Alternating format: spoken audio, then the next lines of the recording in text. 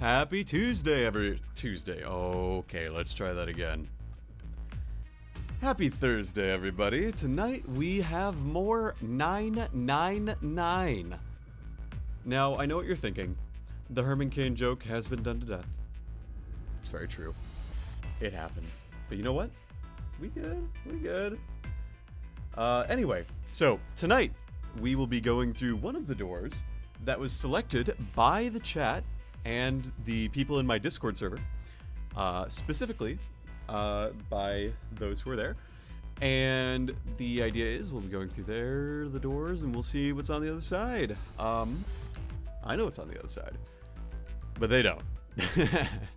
And the best part about it is there's a lot of really fun stuff in this next door that we're going to go through. So, before I begin, I would just like to say that there will not be a Mystery Dungeon stream this weekend.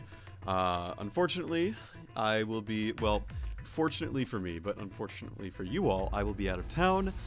And so, as a result, I will not be streaming from where I will be. We will return with Xenogears Tuesday evening. So, we'll just go with that. So, with that in mind, I'm going to let everyone know that we'll be undeafening promptly. Undeafening shortly. Get like 15 seconds. We'll give countdown. So, in the meantime, if you're not already a part of the Discord server, by all means, come join. It's fun time. We get some cool art. We got some cool memes. We've got some cool discussion. We've got some cool people. There is, you'll get announcements when we go live. And in general, it'll be good. Maybe I'll give the spiel again when they actually make an announcement on the server. I think it's like a 10-minute thing. But yeah, and if you aren't already following, please do. If you're not subscribed, understandably so. I do have some cool water to drink next to me, and it'll be good. So, with that in mind, undeafening in 5, 4, 3, 2, 1. Hello, everybody. Fuck! Oh. I mean, shit. Hello. Oh my god, Alex. I do it every stream. He does. Nah, I know. You know, he's nothing if not consistent. Fair. Yeah. Did you just So- call him nothing? Yep, I did. Yes. That's kind of rude. Oh my god. All right, so Snake has already Luke, excuse me, has already redeemed a drink water, so we're gonna start the night off strong. All right. I For the ran out of full water ladder. last time. I'm drinking so much. Yeah.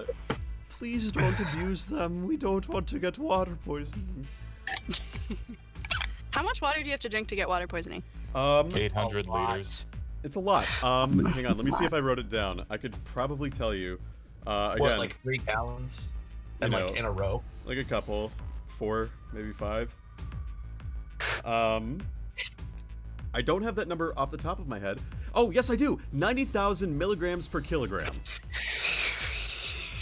I found it in my memory. I found it in my book that I write everything down in. In layman's terms, that's about 17 16-ounce bottles of water. Wow. Because I heard that story. There's that game show, and that girl drank like a bunch of water to like win a Wii or something, and then she died. What? Yeah, Did she and get then the her Wii? family got the Wii. I don't remember if it was a Wii, but it was like Oh, a console or something. yeah. I That's hope really it wasn't a Wii. Are you kidding me? Yeah.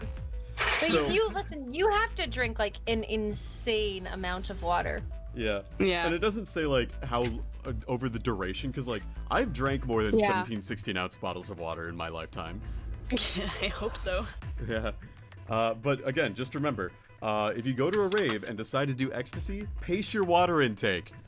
That's that was also something I wrote down in this book. Don't know why. Ah. But Wow. all right. Yeah. Anyway, so Captain Rex is the Iron Week. Anyway, tonight, so the viewers have spoken. We're going through door 4. So we are going to start off tonight by going through door 4. Yeah, that actually reminds me, Voltage. Yes. I know that you're not needing me tonight for most of it, so once we get my character stuff out of the way, I'm gonna dip out. That is- I'll I'll probably be back because it's a short thing I gotta do. I got a Fiverr order. That is But- A-okay, champ. Oh, congrats. By all means, the cast that is not going through this door with Junpei, they are, by all means, you can stick around if you'd like. You don't have to. If you have other things, that's fine. I will ping 999 when we come back. If and when we reconvene. Sound good? Okay. Yeah. Hell yeah. All right. I mean, you'll be here the whole time, Cry. You're the main character. I'm just saying okay, okay? Calm down. Okay. Calm down. Okay. Hi, geez, okay. Okay. And for what it's Oh, worth, jeez. the two people who voted for the 4:30 option in the Discord server poll, that is the equivalent of voting for Kanye West. I hope you're happy. Let's begin. Hey, at least it was worth it. We decided we would go through door 4. Decided that door 4 would be fine. He would go through door 4 with Lotus, Santa, and June. Why had Junpei even considered doing otherwise? He would be there for June, for Akane Kuroshiki. That seemed good. He felt it was the right choice to make. He made no shows of affection, but Junpei saw her as something more than just a friend from his childhood. He watched the other 4 walk toward their door. Ace, Snake, Clover, and 7. Junpei said nothing as they left. I thought there was dialogue from them. What? Okay, never mind. I guess it's just in the remake. Alright, bye, guys. Have a good time. I'm not gonna leave till Wait, after wait, you wait! guys go Don't into don't the don't leave room. just yet. Don't leave just yet. I actually think I'm jumping the because gun. Yeah, you are jumping the gun. I am jumping the gun. Before long, they reached door 5. They talked to one another for a few seconds, saying things Junpei couldn't hear, and then laid their hands one by one on the scanner panel of the red. Ah, yes, they are doing that. Is Knight around? Yes, she is finishing her salad. 1 second. All right, I'll ping her and it'll be good. So it'll be fine. Ace grabbed the lever. His face tight with determination. He turned over his shoulder to look at Junpei with his companions. Hello. Goodbye. Oh, you're not Ace. Oh, goodbye. Yeah, you're not Ace. You're not my understudy. Hello. That is amazing. Shit, what did I walk Good into? timing. Good timing. timing. Good timing. Seth literally saying goodbye. Oh, rip my line. Goodbye. There we go. I said it. There you go. Be careful. I will. Oh, okay. And away we go. Knight says hello. No! As Ace pulled the lever, the door swung open. The mouth That's of a not the line! the great hungry good beast. Beyond the door, Junpei knew, lay the sad remains of the 9th man. It did not surprise him that Ace, Clover, and 7 hesitated. The body was not a pleasant thing. Ah, yes, remember from last week? Oh, yeah. Snake had no such problems, as his blindness made him immune to the horror. He stepped through the door, his feet making a wet splack in the pool of blood.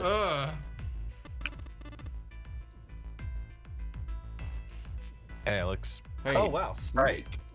Do you intend to kill me?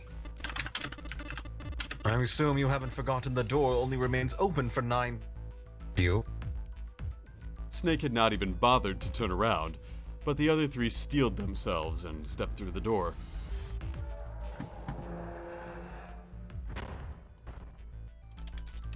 And then they went in the door. Door 5 swung shut, closing with the heavy finality of metal upon metal. Junpei and his companions scrambled to the door.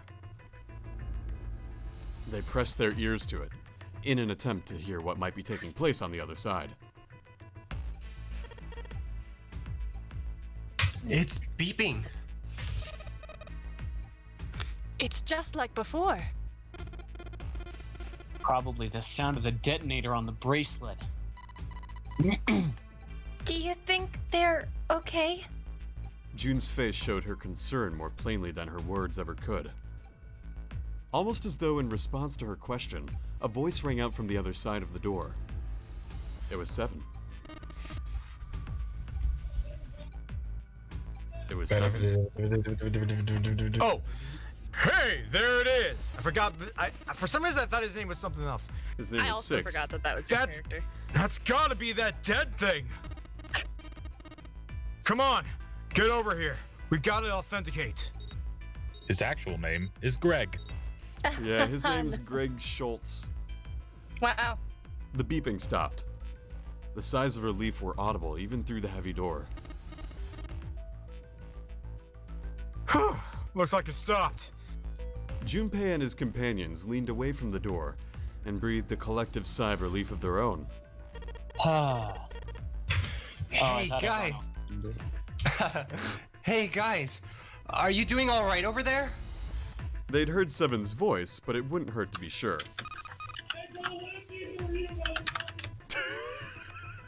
What the hell was that? Was that Mina's boyfriend? Holy shit. I'm really sorry, you guys. My boyfriend is tilted playing COD Warzone in the other room. We're just getting background noise of No, that your was boyfriend Seth. going- That was the voice of Clover behind the door. Oh, yeah. Oh, I didn't know Clover said, fuck! I'm so sorry. You're Really fine. impressive that you managed to sound like you were behind a door. Yeah. I was impressed by the special effects that are put into Voltage 1202 streams. Oh, yeah. I'm so sorry, you guys. You're fine. That's so funny. No, you got a line. If you ever played COD Warzone, you'd understand. Yeah. Sorry guys, I'm having like mic issues. Okay, that's okay. Okay. Yep, we're fine. Despite the recent danger, Clover's voice was as bubbly as ever. Oh, hey, I'm gonna tell you about this whole dead thing, okay? The dead is just like the red, but the color's different. You know how the red was red? Well, the dead is blue. Other than that, it's just like the red. Authenticating is the same too. Awesome. Thanks. That helps a lot. Sorry, I have food in my mouth. Well, we should probably move on now. You be careful out there. Roger that. And with that, they're gone.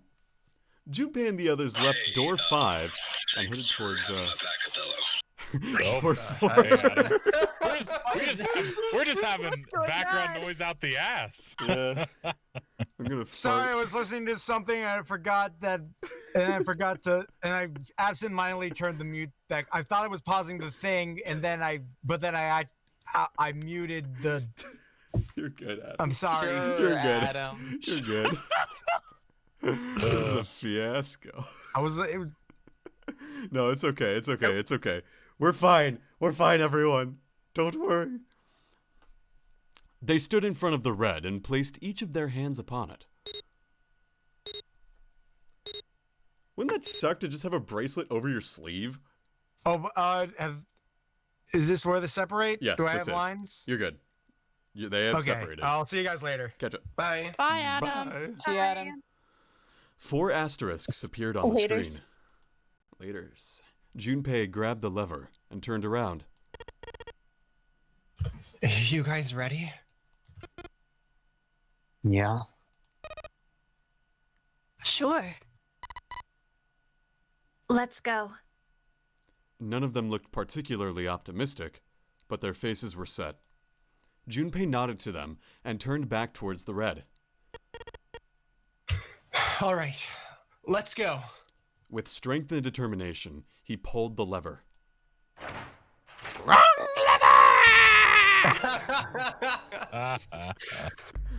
Listen, I'm funny.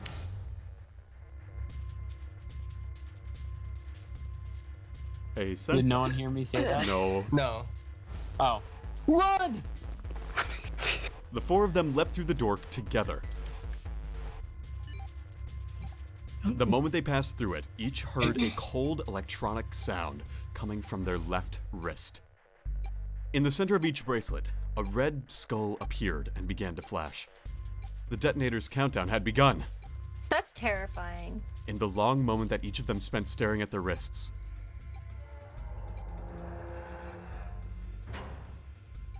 the numbered door behind them closed, the sound of metal on metal reverberating down the hallway.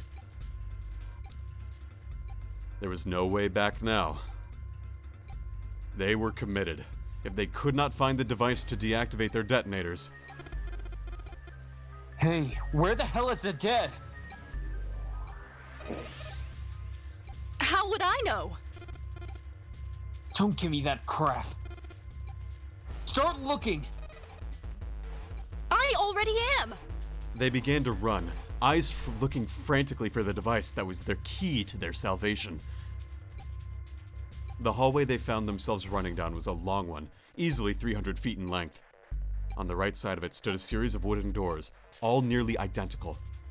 If they had taken the time to think, they would likely have discerned that the doors led to cabins. Don't tell me the dead is in one of those rooms. Oh no. Oh, sorry. That's June. Oh no. How many rooms do you think there are? Junpei was too frightened to count properly, but at his best guess there were 7 or 8 of them. Ah, fuck! There wasn't time to count them, to be sure. Junpei ran to the nearest door. He grabbed the knob and shook it hard. It wouldn't open. It didn't feel locked, more like someone had hammered an iron plate over the other side of the door. Junpei turned around to find another door, and saw that his companions had already run to doors of their own. They did not seem to be having any more success than he had. Their own words confirmed his fears. Shit! This one's no good. Same here. It's not moving. June was the last to speak up. As Junpei looked in her direction, his eye caught something he hadn't noticed before. A small red light. It flashed at him dimly from the end of the hallway. That's it! Over there! Even as he yelled, he ran. He grabbed Santa, Lotus, and June and pulled them towards the light. I keep doing that. I keep saying towards instead of towards. Santa called out to them as he ran. Hey, how many more seconds do we have? How would I know? Our time limit is 81 seconds. I know that, goddammit! I'm asking you how many seconds we have left!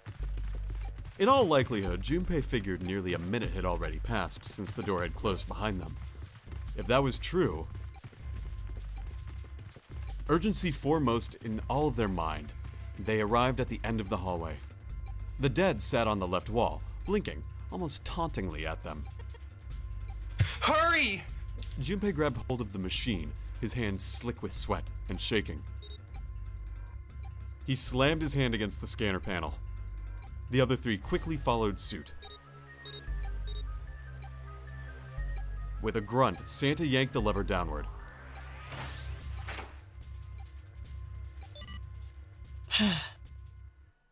What a relief!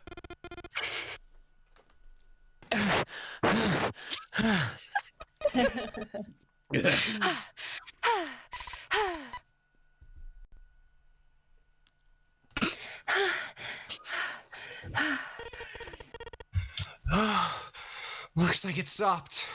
His hands beginning to steady, Junpei wiped away some of the sweat that he had beaded on his forehead. As they caught their breath, the 4 companions began to look around. At the end of the hallway lay a heavy-looking set of double doors. Set into the walls of the hallway on either side of the larger door were 2 smaller ones. They all needed inspecting, but Junpei began with the largest of the 3, the double doors. How many times had he come across similar doors with similar results, he wondered? Or perhaps he corrected himself, more lack of results. Whatever the reason, the door remained firm and unyielding, and refused to allow Junpei or anyone else passage. Near the handle, was a small keyhole. Above the keyhole was a small symbol engraved in the brass. Male? He wasn't quite sure what to make of it, and stared at it for a moment in confusion. It was June that corrected him.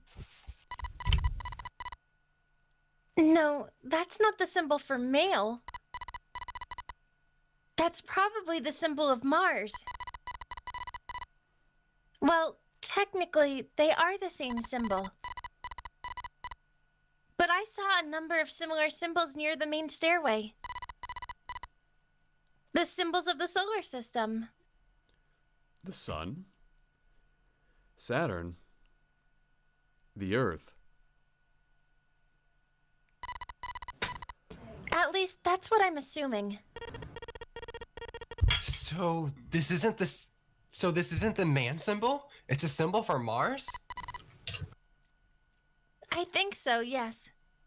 While Junpei and June talked, Santa had disappeared. They turned to find him some distance down the hallway. He had gone to check the other doors. Eventually, he reached the last of them and jogged back. It took him only a moment to catch his breath again. Here's the deal. None of the other doors open.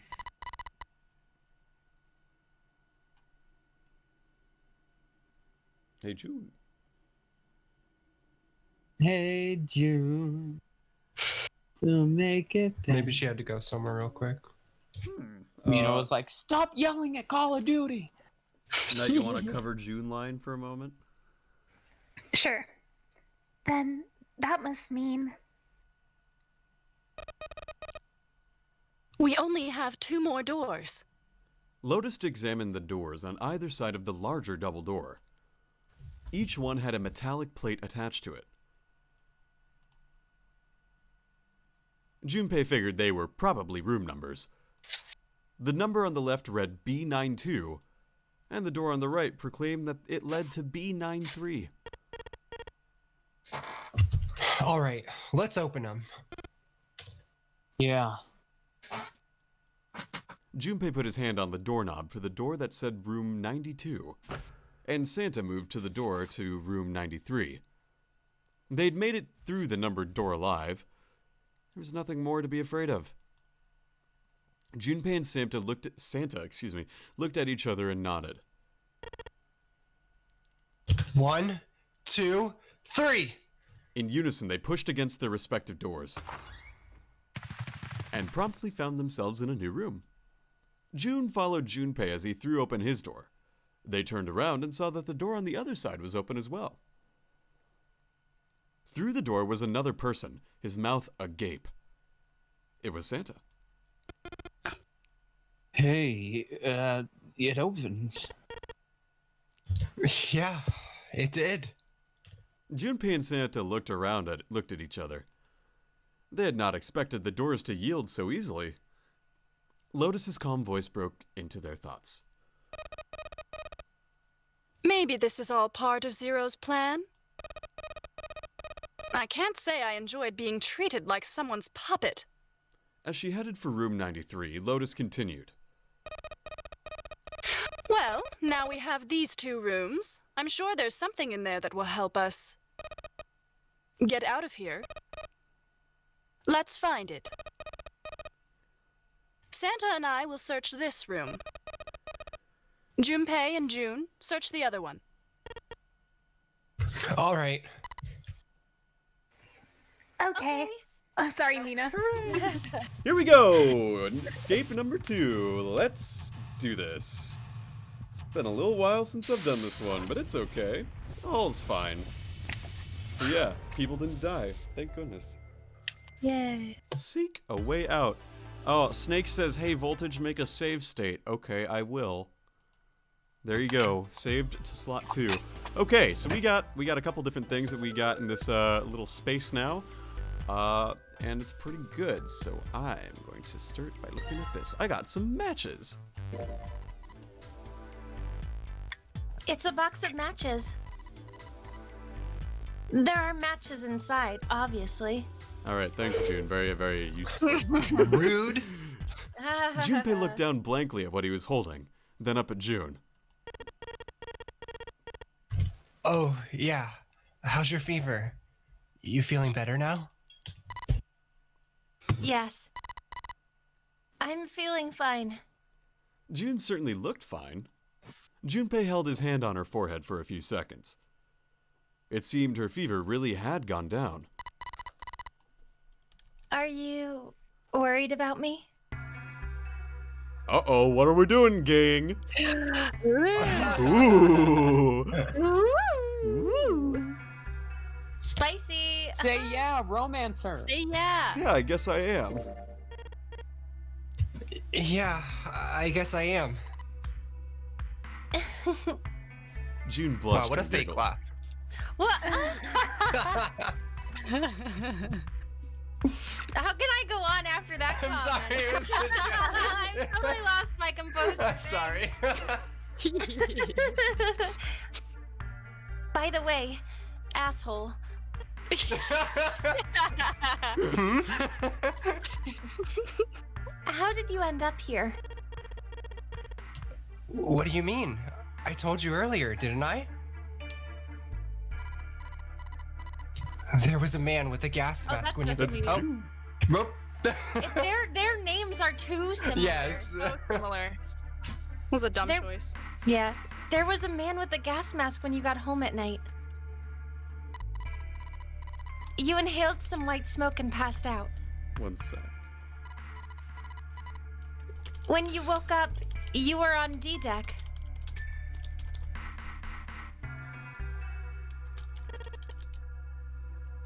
Yeah, that's it.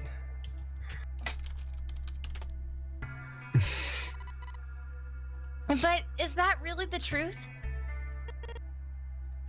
What? Do it, Mina. What? Do it, Mina. What? Look at the Discord. Okay. What? It was a request. Sir Bilbo Twinkletop, Zila Whip 3 of Honolulu. Are you hiding something from me? No! Why that specifically? You even said my real name. I have nothing to hide from you. Why would I? My true form. Well, No, if you my think about it, real name. This is awfully suspicious, don't you think, Twinkletop the Third? I mean, why would two childhood friends bump into each other in a place like this? Hey, I could ask you the same thing. Are you hiding something? I would never, Bilbo. What would I hide? Well, I don't know. Anything. I mean, you're hiding it. How would I know? You mean, like, the number of men I've dated? What? Junpei's heart stumbled over itself. What is she talking about right now? You're on a death ship. Do you want to know? He had to admit, he was a little curious. Don't worry. She smiled at him. Only 18. What the? Jeez. June. Times 0. Oh, debated. Yeah, I guess I just haven't met Mr. Right yet. June looked a More little like embarrassed. Mr. Bilbo, Twinkle, whatever the fuck. She hadn't played Phoenix Wright Ace Attorney, so it made sense in the end, and scratched the back of her head in a desperate attempt to seem nonchalant. Junpei coughed quietly in much the same way. Anyway, I'm not hiding anything. Just like you, Bilbo. You can call him Jumpy. You can call him Junpei or Jumpy again. It was, Oh my Jumpy. God. I don't know. That name specifically, I don't understand. As Just- Captain that Rex. That just off the top of your head? Oh my god. Yeah. It's So not Bilbo, it's Sir Bilbo. Yeah, okay? Oh, Nina. Sir Bilbo. Sorry, sir. this is Fine. not our workshop guess you- evenings, Mina. I guess you are my little pog champ. Come here, Jumpy. No, you can't say that on Twitch anymore. You can. It's just Oh, they no. changed the Yeah, face. you can. What's today's Pog Yeah, face? now there's Now the face is gone. I don't even know. I don't care that much. It was the Pog Champs we found along the way. When I woke up, I was on D deck. You can join my D-Deck. Want to take a look at my D-Deck? June No. did want to look at his D deck. Well, you do have a point. I mean, why did Zero pick us? We haven't seen each other since elementary school. June nodded, and for a few seconds she looked at. Fuck me. June nodded, and for a few moments she had the faraway look of someone deep in thought. Look for what connects the victims. That will lead you to the culprit. Do you remember Seven saying something like that? Yeah, I do. Shit. Well, that's what I'm saying. I think this must all have something to do with a classmate of ours. You got any ideas who it might be? In a Discord, and Captain Rex says, in reference to that name, the question of the day was, what name would you rather have rather than your own? And my response was either my middle name or something ridiculous like Sir Bilbo Zeeplewhip III of Honolulu. He didn't Awesome. include the Twinkle Top, though. Oh yeah, missing out on Twinkletop here. Yeah, clearly. Alright. No, nothing. Oh. Well, if it had something to do with school, then it could be one of our teachers or maybe the principal? Or the janitor or the Or lunch the lady? janitor or the Oh, lunch sorry. lady? It's okay. No, I can barely remember any of them. Their names are too similar. I hate it. Ugh. Yeah, I know. Yeah. Yeah, I know, right? Yeah, God, just look for which side of the screen the text box is on. It's a good idea. Yeah. But his text box was on the left side. Listen, I don't And make then the rules, I just play the video game. Yeah, I know. Junpei went back to searching, feeling unpleasant and confused. Elementary school. Elementary school.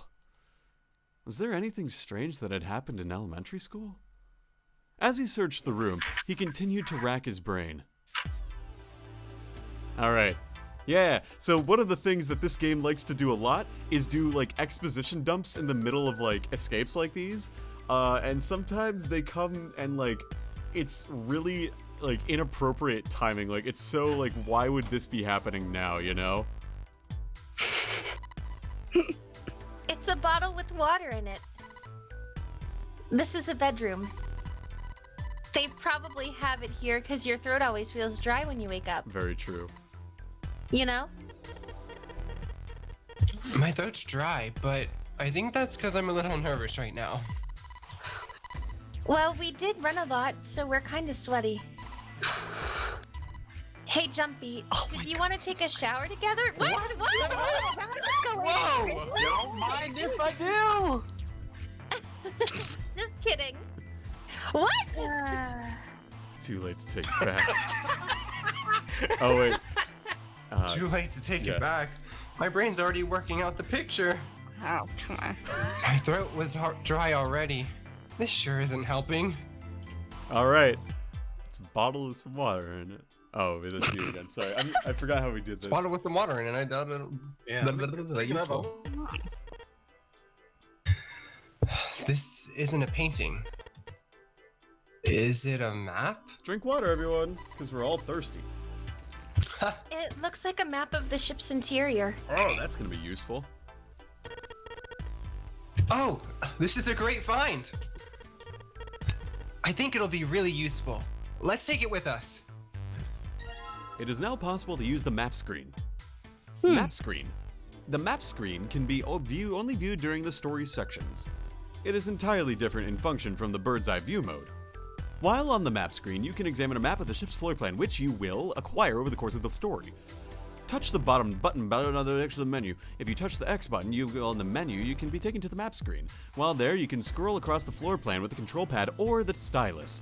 Touching the screen parts of the floor plan will allow you to see the bird's eye view for that room. Cool. Junpei took one last look at the map, then folded it and slid it into his pocket. June looked up as he closed it.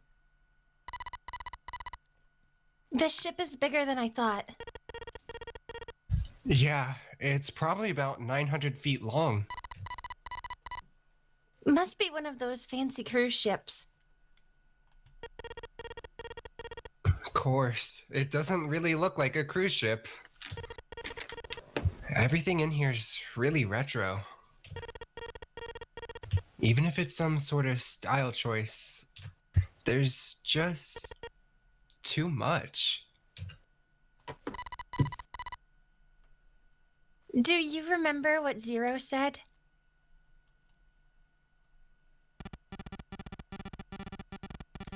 On April 4th, 1912, the famous ocean liner Titanic crashed into an iceberg. After remaining afloat for 2 hours and 40 minutes, it sank beneath the waters of the North Atlantic. I really hate that thing you do. I love it. Do you think maybe this boat and the Titanic have something to do with each other? Wow. Good predict. That's a good point. I doubt he would have mentioned it if there wasn't a reason.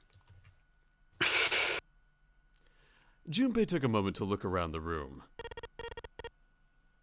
Do you think this boat is... Which one, everyone? A replica. Well, I mean, it's the probably actual Titanic? You think? Actual Titanic. There's no way the actual Titanic sunk in the ocean. But that would totally be something that this game would do. What? I That's think so it's the messed actual up. Titanic. All right, sure, we'll do it. The actual Titanic. She's gonna think you're so dumb. The actual Titanic? The actual Titanic? You mean it? Like, slipped through time and ended up here? Before the ship sunk on April 14th, 1912?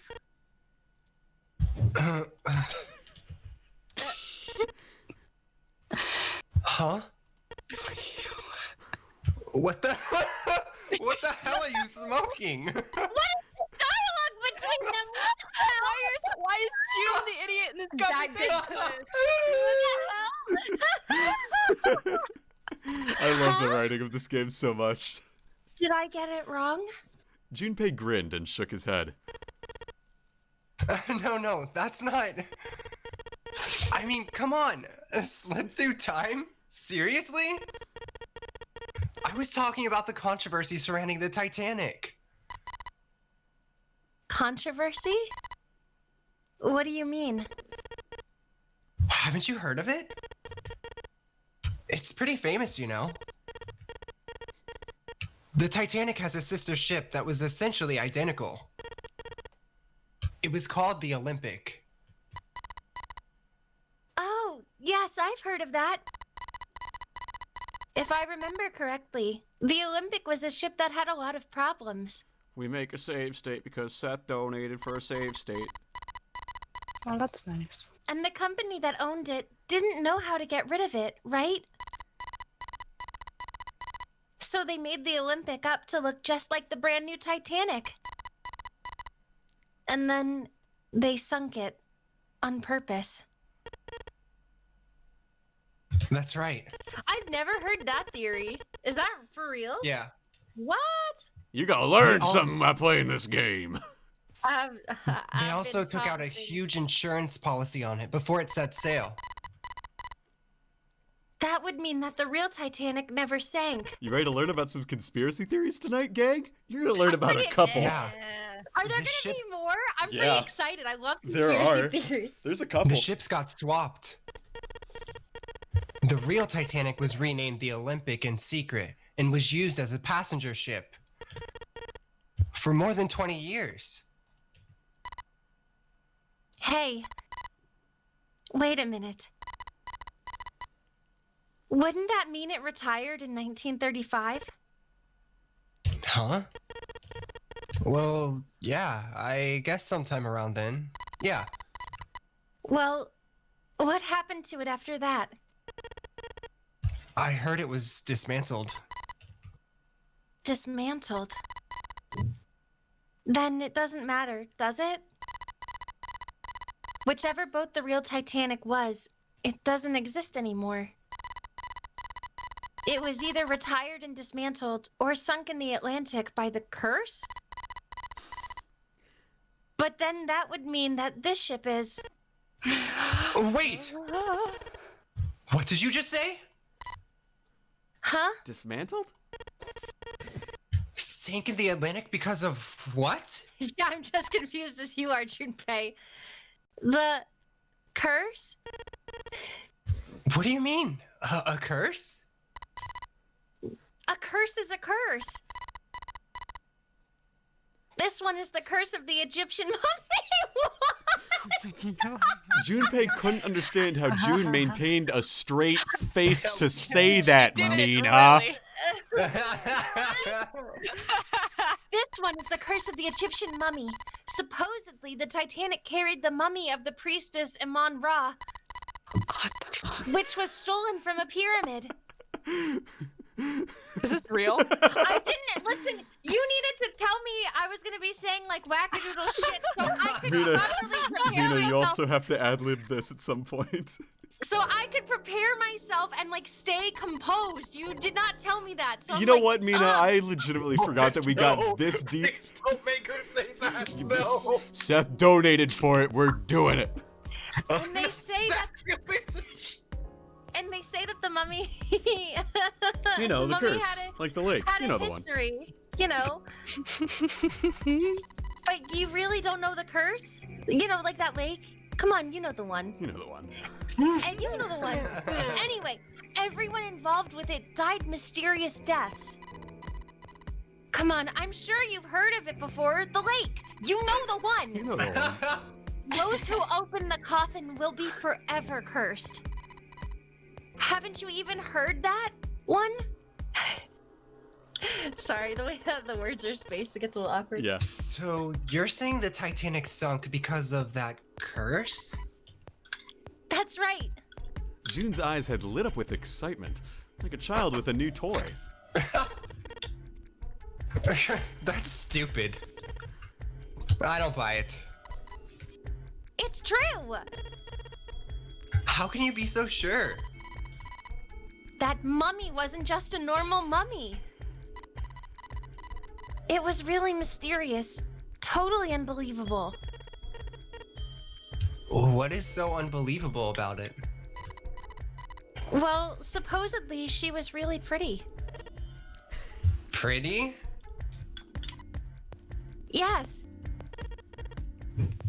But she was a mummy. That's right.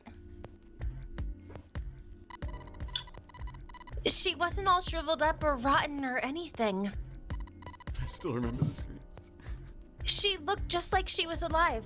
Out sitting on that lake, on the boat. You know the one. The lake and the boat. Fishing. Anyway, she had chronic fishing disease or something. God. I hate it. Why do you think everyone's on this ship? They all have a disease. Yeah, we're all chronic fishers. She looked just That's the like she was alive, ready to cast her first line. With a pole in one hand and a beer in the other. I get it. It's that thing. I don't remember the name. Where your body turns into some kind of wax? If a dead body is put in the right sort of environment, the fat in it turns into something kind of like candle wax, right? And Sorry. Yes, saponification. But that's not what it was. huh? That's not it. She wasn't wax. Then what is it? They say that she was frozen. I was frozen today. What? Sorry, I had was to. frozen today. Sorry, I had to.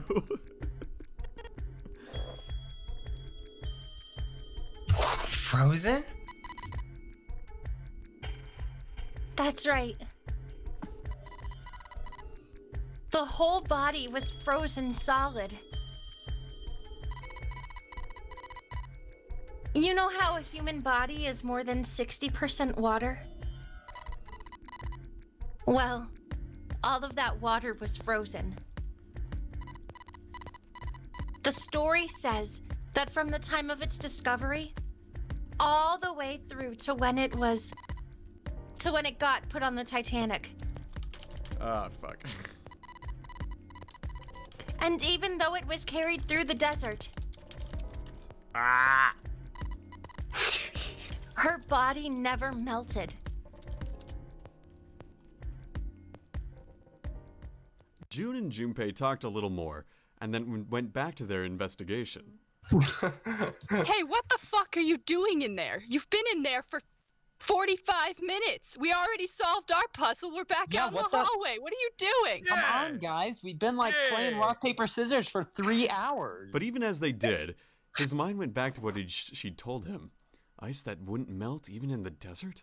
Could such a thing really exist?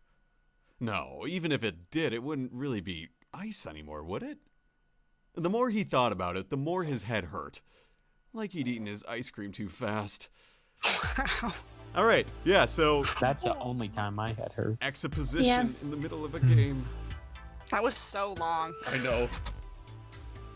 It's a light blue blanket with some designs on it. Someone's made the bed, or at least never unmade it. There's only bed sheets under the blanket. Nothing exciting. So I will be totally honest when I say that everything... Sleep in the bed together? Everything... You wanna share the bed? Oh my god. Just kidding. JK unless? The chair that goes with the dresser. There's nothing particularly interesting about it. Sorry, yeah. Oh, got it. Hell yeah! Alright, yeah, so a lot of the theories and conspiracies that they present in this game are completely real. Like, or interesting information, it's a real theory, or real, like, conspiracy theory. In real life. Mommy shit was real. A real That conspiracy face theory. looks expensive. It's called a vase. I wonder how much we could get for it. Are you gonna steal it? Yeah. She's so weird. I love this game. Hey, look. She's kind of stuffed, not gonna lie. This is kind of a weird looking picture. If you know what this picture is of, do not say it. It looks like a dog. Do you think it's an abstract painting or something?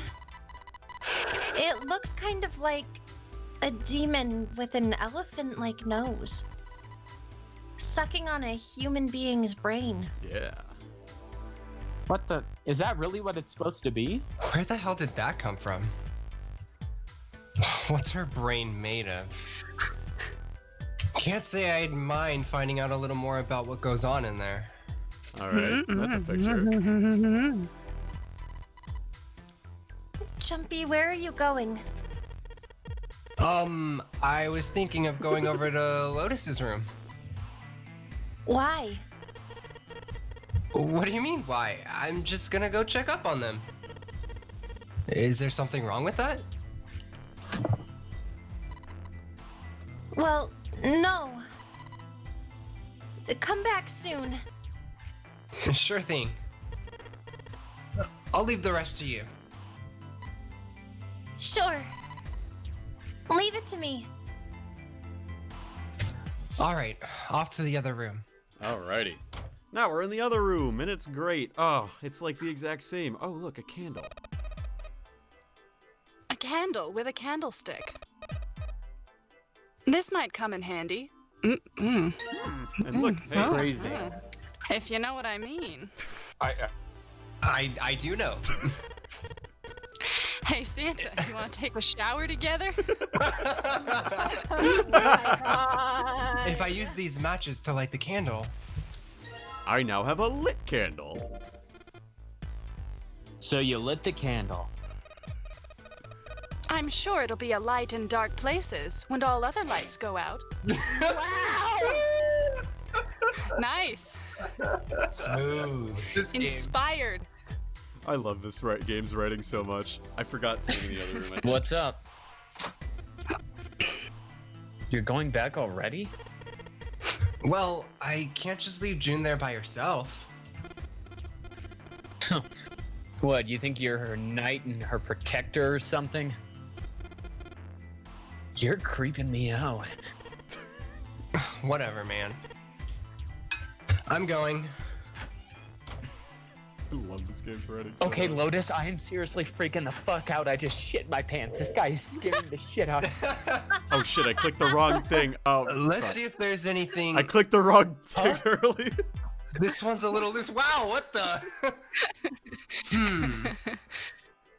I think I can get under this with my nails. And yes! I clicked the wrong tile. I wasn't supposed to get that this early. Oops. Oopsie doo. Oh, it's a plate for the painting. Who would have thought this would be hidden in the bathroom, huh? You did a good job finding it. It was by accident. So one Sorry. side has a design like the Bathroom tiles. and the other side has the black and white design. I think I've seen that pattern somewhere before. It was in a dream. I was on a ship, kind of like this one. But for some reason, I was the one controlling the ship. But we were going down. There were bombs, helicopters, missiles raining from the sky. And I still remember the screams, the terrible screams. And I thought, that's the last time I sail near a goddamn iceberg. Wow. Wow. Nice. Nice. Incredible. This is the tile I pulled off the bathroom wall.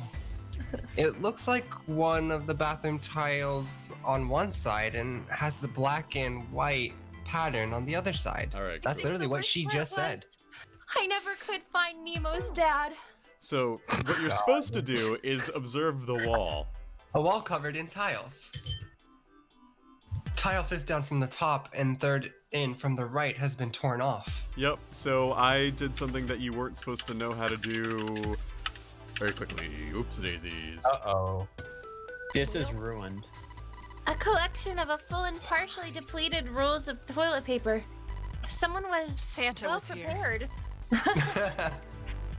There's nothing too suspicious about it. What about the toilet? Now let's check the toilet.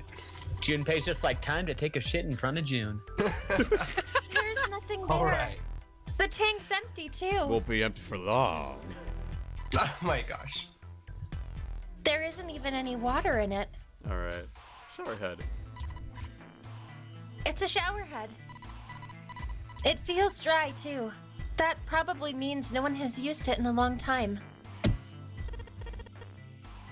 Shower curtains, huh? Let's try closing it.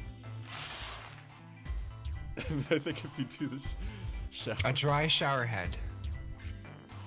Okay. A dry shower head. Now I can see the full expanse of the shower curtain in all its waterproof glory. There's nothing. Suspicious? It's just a normal old shower curtain. Junpei. A narrow shower. And I'm standing in it with June. Oh my god. This is This is awkward. Time to open the curtain. I love this game. Yeah. Why don't we go back to the living room? okay. Moist. Stop. Let's go back. All right, cool. Let me see. I think there's something else in here. It's a display case. Sorry, I read a comment. But there's nothing being displayed. How sad. Looks like the drawers are empty too. June, why don't you go in there? We'll display you. I think this is like a relaxing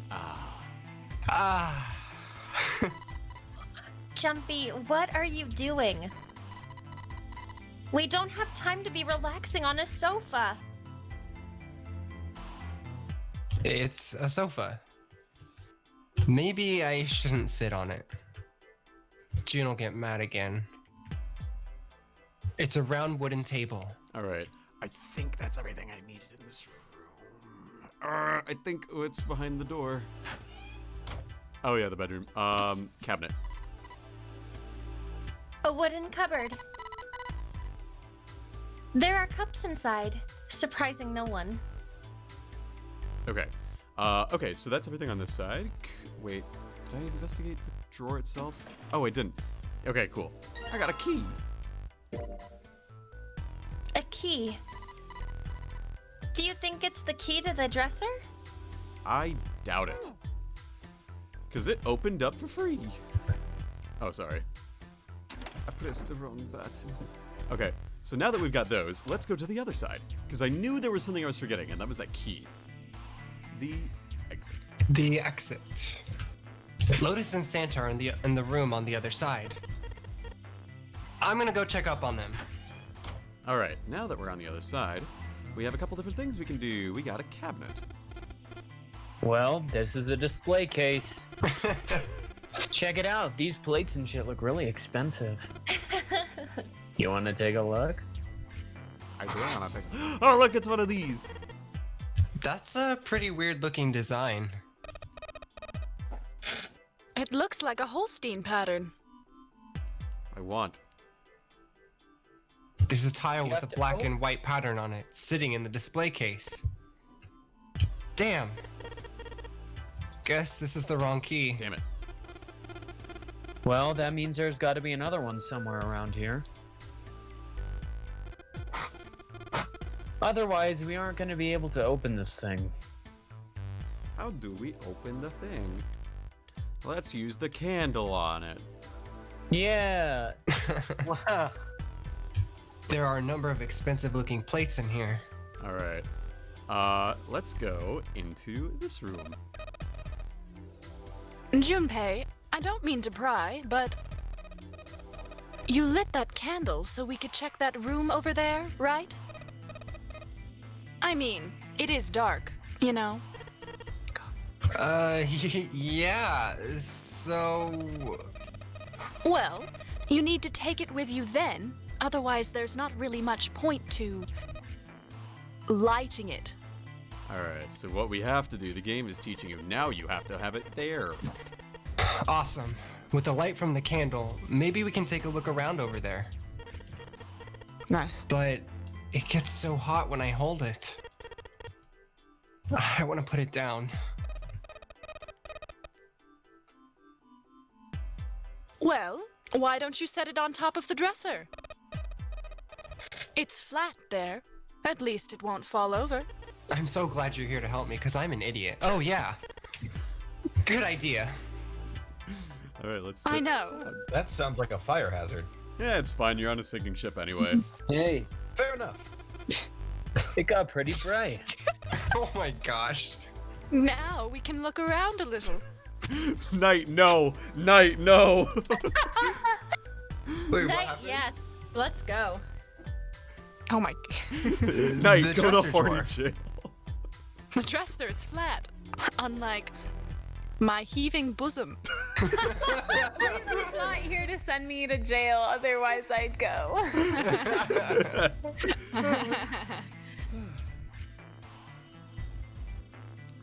The dresser drawer. It's locked. Oh, but I have an item just for that. Let's see if this... Yes! Yes, it worked! Alright, let's open the drawer. Get ourselves another tile. Look at that. That's a tile. That's a strange design. Ceramic? It doesn't look like there are any puzzles in it. Alright. Okay, so we got these. Okay, so now, let's look around this room a little bit. It's a chair for the dresser. Alright, and we got a bed, and a thing, and a curtain. Oh, look at this curtain bead. A curtain, huh? Well, it's got all these metal rings, probably so you could hang it from something, you know? Yes, but it doesn't look like a normal curtain. The way it feels, I think it's probably waterproof. Waterproof. Which would make this a shower curtain. A shower curtain, huh? I think I've seen one of those before. Oh man. They reside in bathrooms usually. How sweet. Anything under the blanket? Nope, nothing suspicious here. Thanks. Oh, Huh? Hey, what the hell? It just got dark all of a sudden. Maybe the candle got blown out? We should go see. candle. Candle, no! There's a candlestick covered in melted wax on top of the dresser. Is that what they're calling it these days? Hey! What's this? The top of the candlestick looks kind of weird. You're right. It's all bumpy. I have the brain of a 12-year-old. It looks like a It's key. a key. The part of the candlestick where the candle goes looks like a key. A key, huh? I think I ran into a lock I couldn't open earlier. Oh man, that's really great. The game is really nice about like making sure that you're never truly lost. Some of the puzzles do get hard though. So we're gonna go into here. I'm gonna show you what the deal is with the shower curtain, because see, here's that. The whole wall is covered in tiles. No, weird looking tiles in this room. Oh, so no weird looking tiles in this room. Okay. This thing's a little shelf for putting soap on. A shelf you put soap on. Nothing that special about it. Shit, where's the good dialogue with that? Ah, that makes me sad. There's a line where it's like, Junpei says, I would know what this does. I've taken a shower before. So toilet paper. Some toilet paper. We've got 2 rolls, I guess. And a toilet. Is there anything in the toilet? Guess not. The tank's empty too. So if you hang, oh shit, hang on. So if you go with the curtain on here, oh shit, yeah. There's a curtain rod running along the ceiling. Let's put that shower curtain on those hooks. And then if you close it, Let's try spreading the curtains. Oops, sorry. there's a hole. Wow, that's a pretty obvious peephole. Here comes some Man. pretty interesting dialogue coming up here. Uh-oh. Somebody's really dedicated. Well, with a hole this big, you gotta wonder if maybe they wanted to be caught. Gosh. So you're saying the one getting spied on was into that shit? Maybe they were into, like, those home invasion fantasies. Home invasion. Interesting, I see. You sound like you're writing it down. Yeah.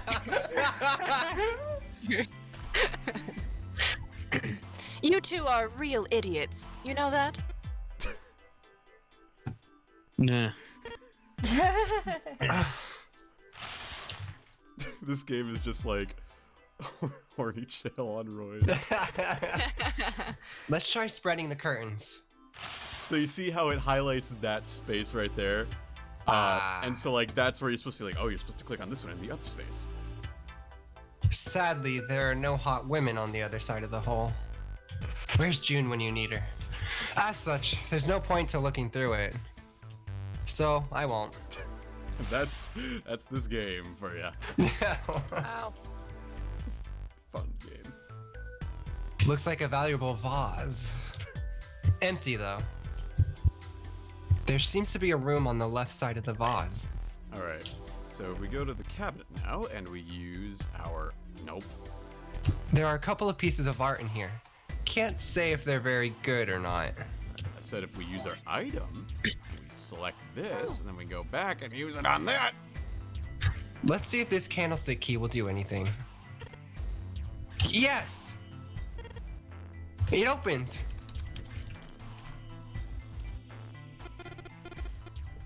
All right, pull that shit open.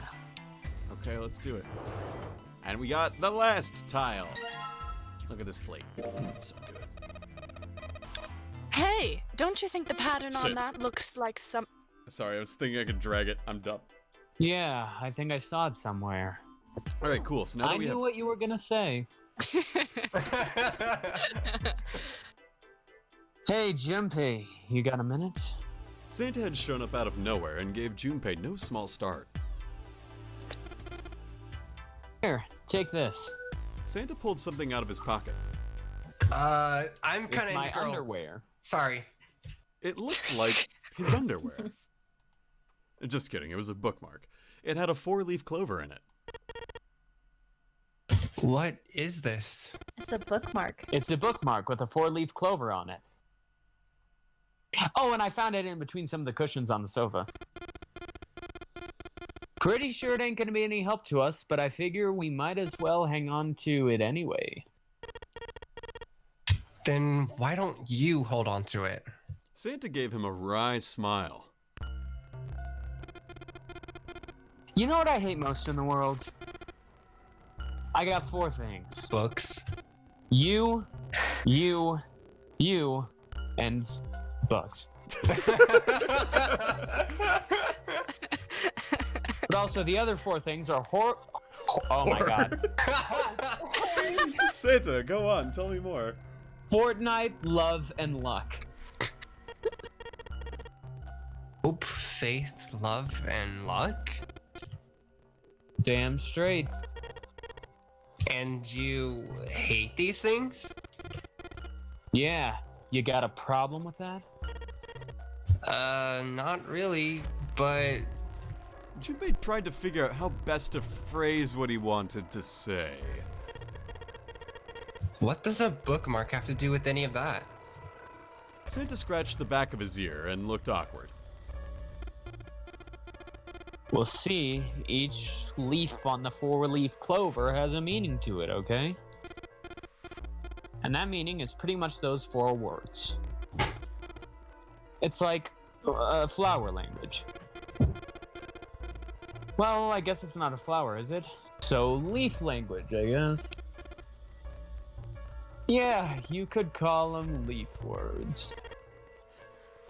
Leaf words? Junpei looked at the bookmark. Hope, faith, love, and luck. So, yeah, I want you to take it, okay?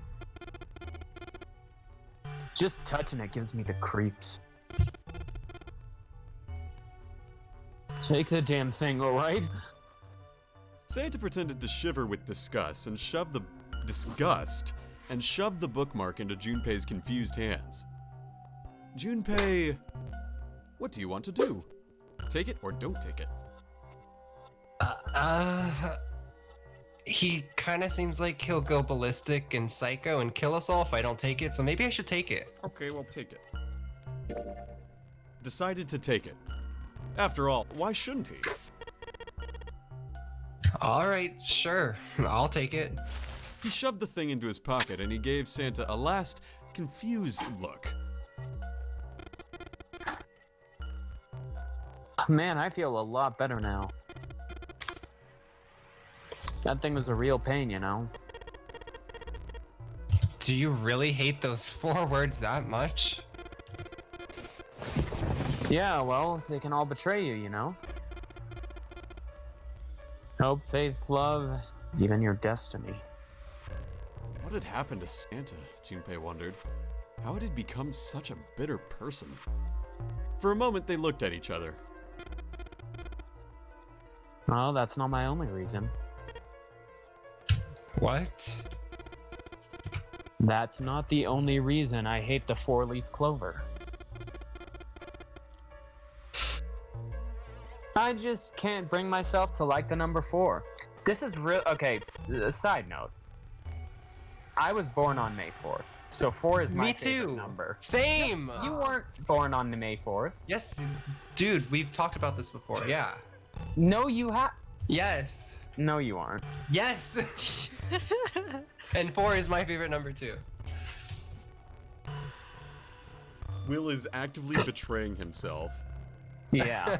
I'm vomiting by reading this character. What? Worried about the 4 horsemen? Nah. Come on, that's just silly. Maybe back in the Dark Ages, that kind of crap scared people, but this is the 21st century, and I'm a 21st century guy. Who's afraid of 4-leaf clover? Then why do you hate 4 so much? This guy, Krishovo, keeps saying he was born on May 4th, even though I know he wasn't. Yes, I... It was, Will. No, you guys are pulling the wool over my eyes. Will! Because it's a half-ass number. Not the best or not the worst. God, I hate this guy. That's why. Same. What?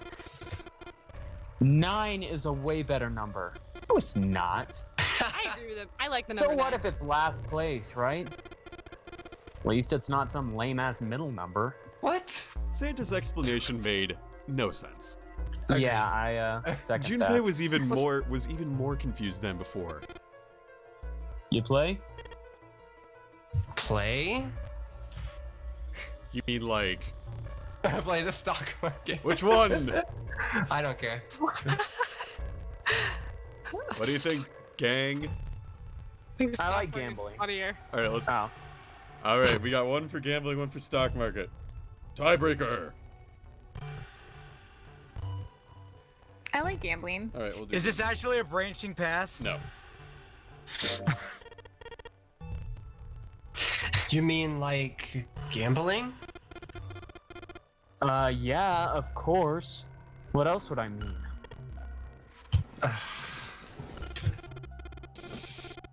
In Baccarat? Baccarat. In Baccarat, the best possible hands totals 9. They call it Le Grand. But the lowest, the most worthless cards, the zeros, they call Monkey. I would need a monkey emote. Monkey. Monkey. This is the weirdest character. Just like the guy in charge of this game, huh? What the? I thought they meant like the actual video game. Yeah. No, just like, Zero's a monkey. yeah, you're right. I am a monkey.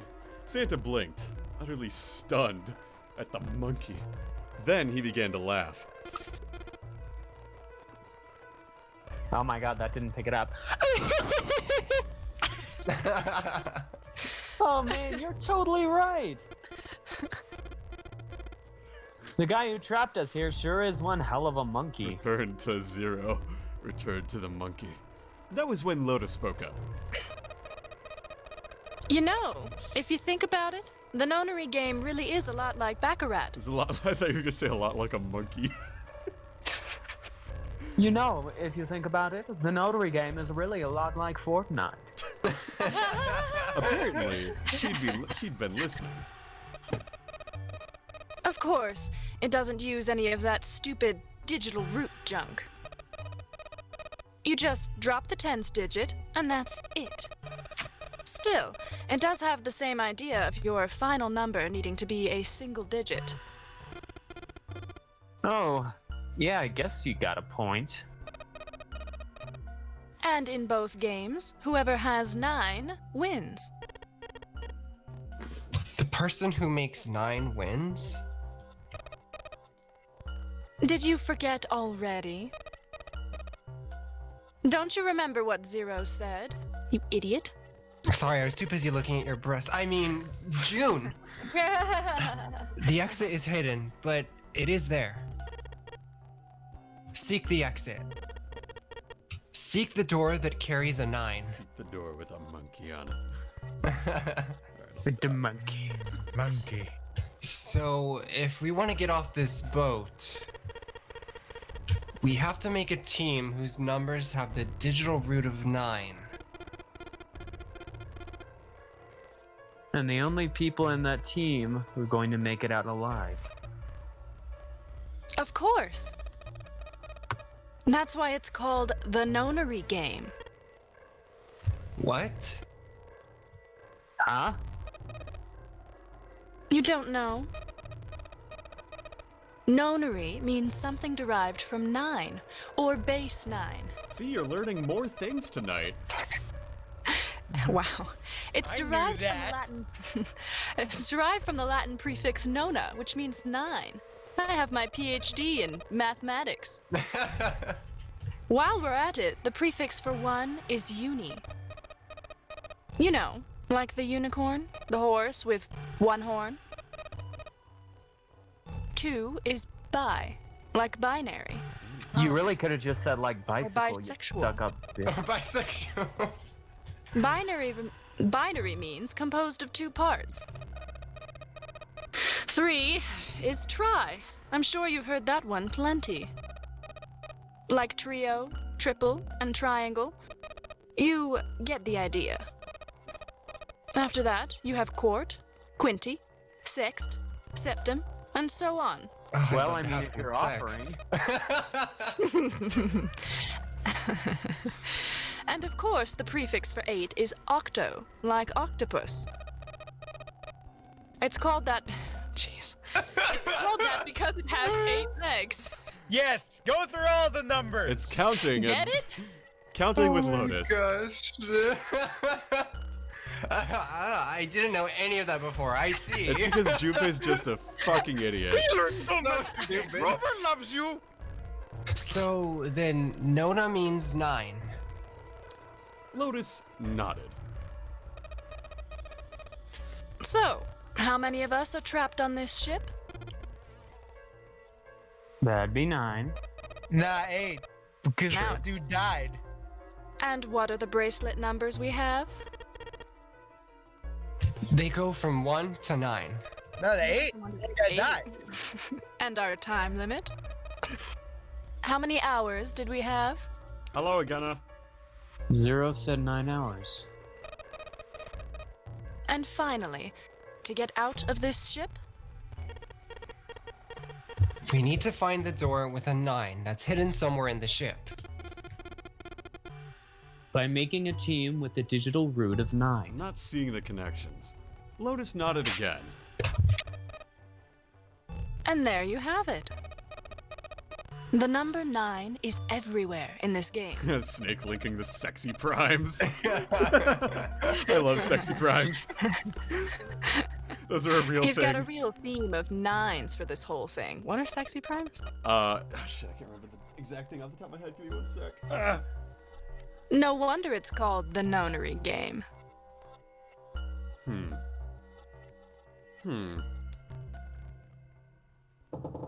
Somewhere far away, Junpei heard the creak of stressed metal. It sounded like, almost like Zero laughing at them. Or the sad, desperate scream of a pig headed to the slaughterhouse. Also, sexy primes are primes that have a difference of 6. So like 5 and 11. Ah. Yeah, it's a trend. It's interesting because primes vary either by 2, 3, or 2, 4, or 6. And typically, aside from the number 2 and 3, if you count the O primes, which are just odd primes, basically all prime numbers have that kind of difference. And I think there's a corollary with that. I think there are primes with bigger differences, but all the same. There's a tile in the frame. So I guess I'm supposed to put tiles in the empty spaces. Alright, I'm gonna give it a shot. Alright, puzzle time. I'm gonna favor the bottom screen for this. So, we make the thing and we go, oh shit, how do I do this again? That's right. Oh wait, that was it. I had it and I lost it. Now I get, nope, I'm dumb. Ignore me. There we go. That's one, and there it is. That's the Twitter image. What Twitter image? I posted. Oh yeah, the one you. So earlier today, to promote the stream, I was like, "Hey, what is this a picture of? Wrong answers only." And so we're gonna figure out what this is a picture of. Yes! I did it! There. Picture complete. And there goes the frame. What's this? What do you mean, what's this? Pretty obvious, isn't it? It's a hole in the wall. Like a hidden safe or something, you know? Anyway, let's take a look.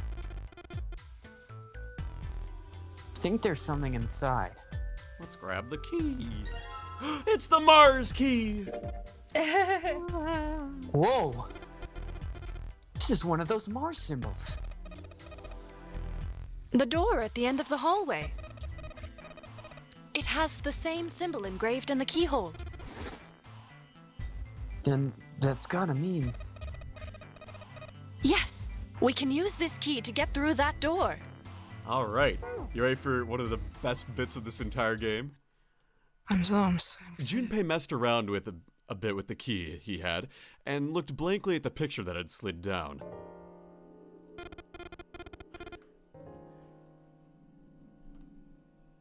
What's the deal with this picture anyway? Santa had only been mumbling to himself, but it drew Lotus's attention. Oh, here we go. She looked at the picture and paused.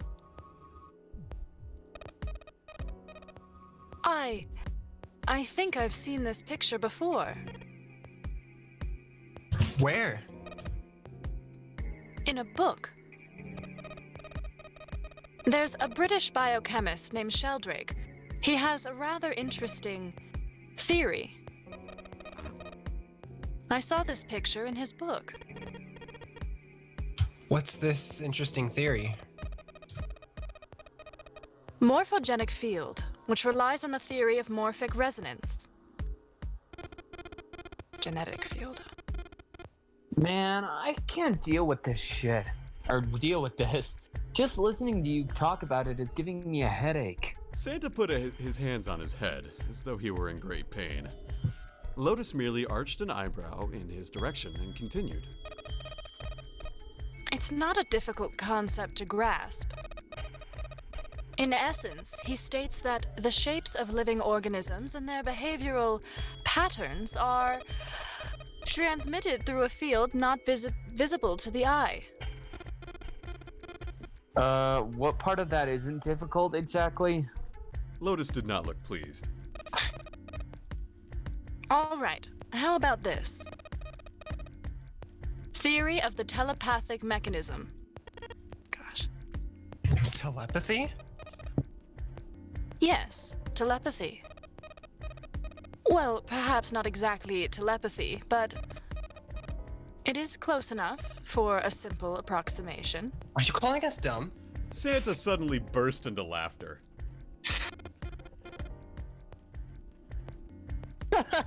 Are you serious? Telepathy? Who do you think we are? Kids from the 70s? I can't believe someone would actually do serious research on something like that. Brain go. Yes. I agree. Lotus's response was surprisingly curt. Junpei had expected at least some conflict. I read the book, but I can hardly say I understood it. Wow, just fake academic. I'm in no position to defend or condemn anything it said. It was probably just someone latching on to a statistical outlier from some study and turning it into a ridiculous theory. There's no scientific merit to any of it, I'm sure. But even so,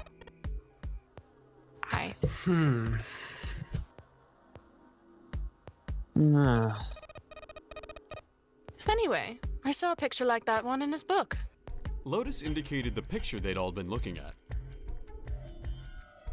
After a moment, she walked up to the strange picture, examined it, and then spoke. Good night, Seth. Night. Hey, what do you think this picture looks Seth, like? you're gonna miss the best part. Santa answered first. What do you mean? Isn't it abstract or something? It's just black and white scribbles. There's no meaning here. That's it.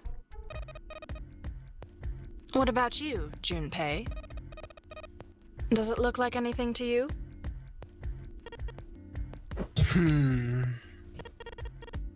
I guess it looks like... What does it look like? A man's face, a butterfly, a koi, a dog, a small boat floating in a lake, or a Funya-Rimpa? It's clearly a dog. I disagree. What do you think it looks like? Looks like a Funya-Rimpa. What is a Funya-Rimpa? It's a Funya-Rimpa, Will.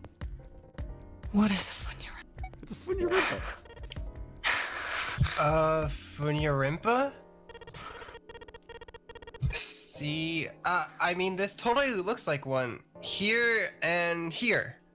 Junpei indicated the parts of the picture that looked exactly like the other parts.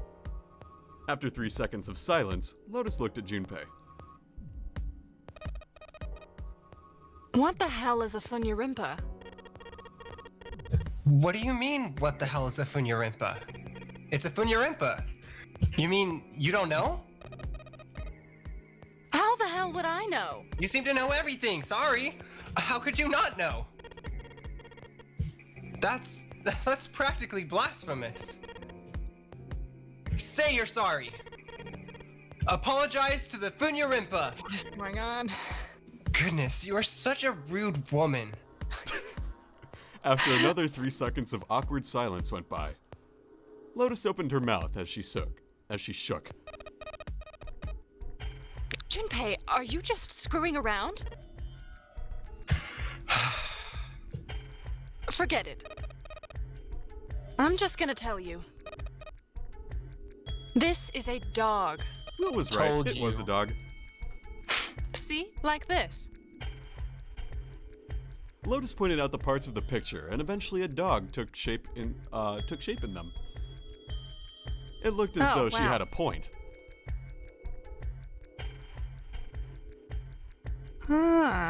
It was a dog. Santa also nodded in agreement. So now we know that it's a now we know now we know what it's a picture of, but I don't see how that helps us. Lotus nodded and began to speak. A TV show from Great Britain did an experiment once. They took 2 similar pictures. Both of them were difficult to identify initially. But once you'd figure out the answer, you couldn't see it as anything else. Cannot unsee. The first picture was a woman wearing a hat. The other one, well, to make it easier, let's just say it was this picture of a dog. So it was a dog. Yeah, it is a dog.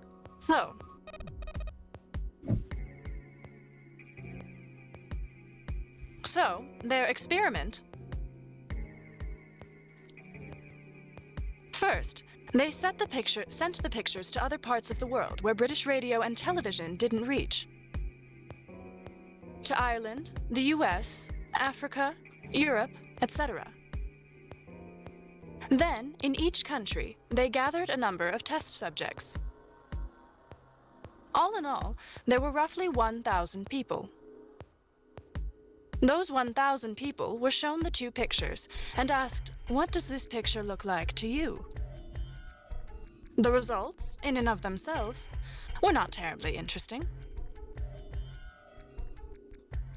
9.2% of the people saw the lady in the lady picture. 3.9% saw the dog in the dog picture. Then, 2 days later, they broadcast a news show. During the 30-minute show, they broadcast the dog picture and its solution. The audience was estimated to be 200,000 people. After the broadcast, it could be assumed that the number of people who knew the solution to the dog picture now totaled over 200,000 people. After another 2 days had passed, they gathered a number of research subjects from areas where British TV and radio did not exist. This time, they were only able to find a sample of roughly 180 people. What's the number? 150. 850. Wow, I was going out there. 420 people. Naturally, none of them were people who had participated in the first test. Zoned out there a little bit. You're good. You're doing great. They were, however, given the same test and the same 2 pictures. The results were shocking. 10% of the people saw the lady in the lady picture. The previous test had yielded a 9.2% success rate. The change was not statistically significant. The dog picture, however, produced a very different result. The percentage of people able to successfully find the dog grew from 3.9% to 6.8%, a very significant increase. So, do you understand? Do you realize the significance of this experiment? There was no way the second group could have seen the picture. They lived far away from Britain and could not have seen the picture. But even so, it was only the success rate for the dog picture that went up. Why? Hang on one sec. How did that happen? What does it mean? Lotus looked back and forth, from Junpei to Santa, and back again. Normally calm and collected, she now looked as though she were nearly possessed, and there was something manic about her manner. Santa took an involuntary step backward. Junpei didn't budge and stared back into Lotus's eyes. Does this have something to do with that field or whatever it was that you were talking about earlier? A field not visible to the eye. So, if more people know the answer, then that information will pass through the field. Hmm.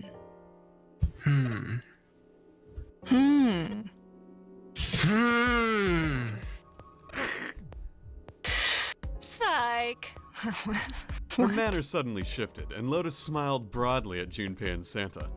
She waved her hand dismissively, doing her best to laugh the whole confrontation off. Oh, I was just kidding. You really shouldn't take me seriously. What the? Well, I mean, the things I just told you about are true. They really did happen. But the results of that experiment really aren't anything to go by. They could have easily falsified them. In the end, I'm sure they were just in it for the ratings. They are a TV station, after all. At last, it seemed that Santa had gained control of his composure.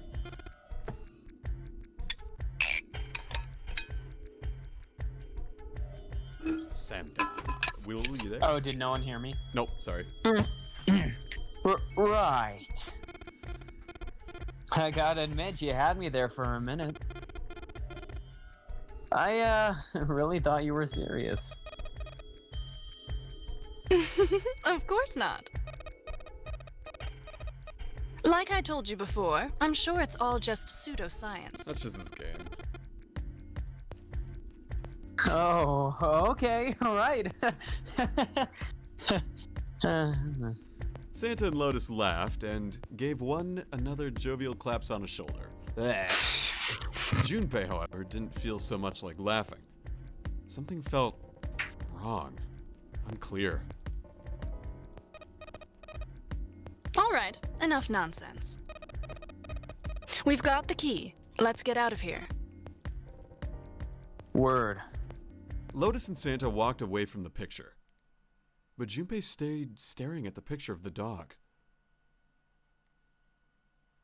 A field not visible to the naked eye. Morphogenetic field. The more he thought about it, the more his head hurt. Alright. So yeah. Alright!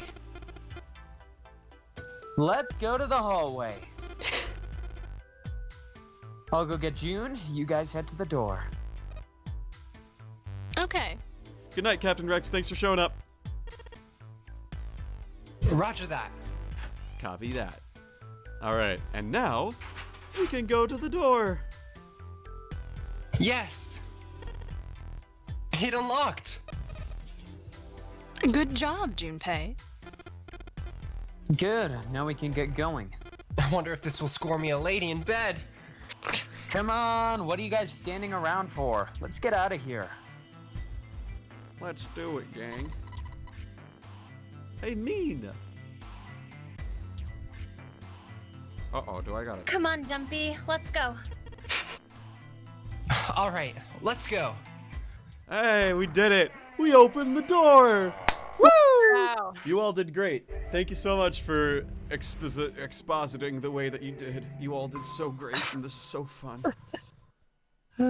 I have to head out for the evening, I'm afraid. That is okay.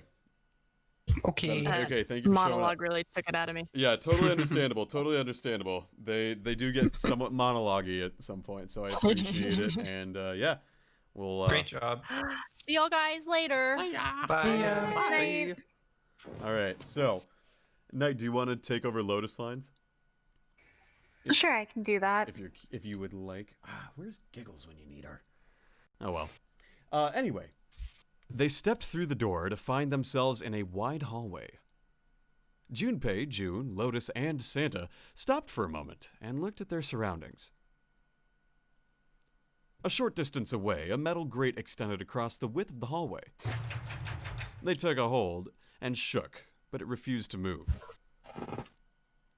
Nearby was a pair of elevators. It took only a few button presses to determine that the elevators would not respond to their efforts. They could only assume the elevators were not powered. There was only one door left.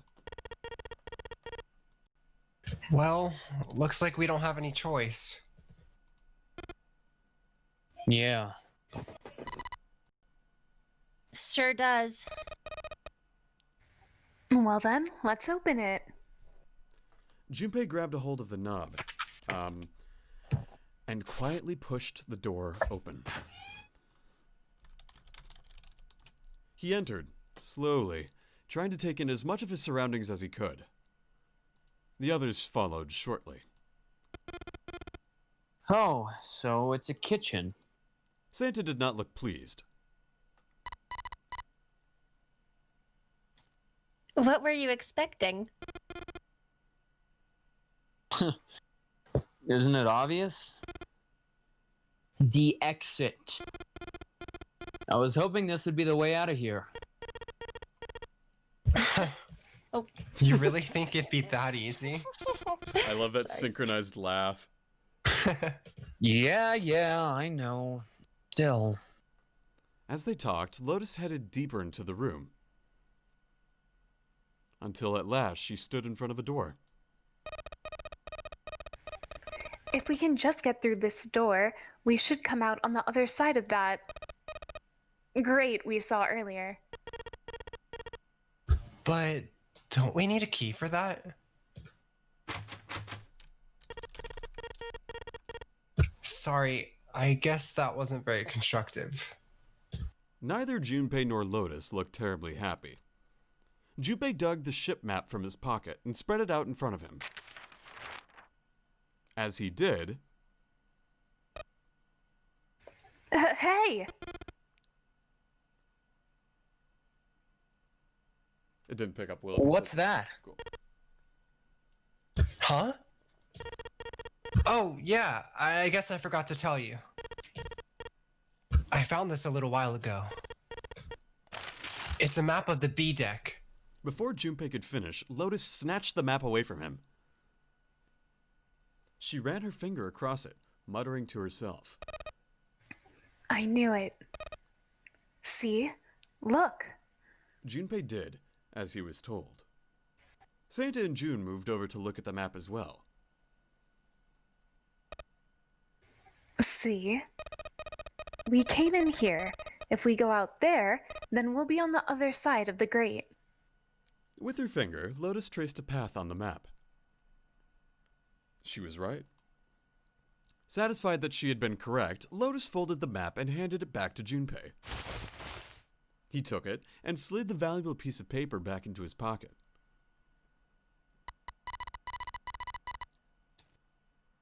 There's a card reader on the right side of the door.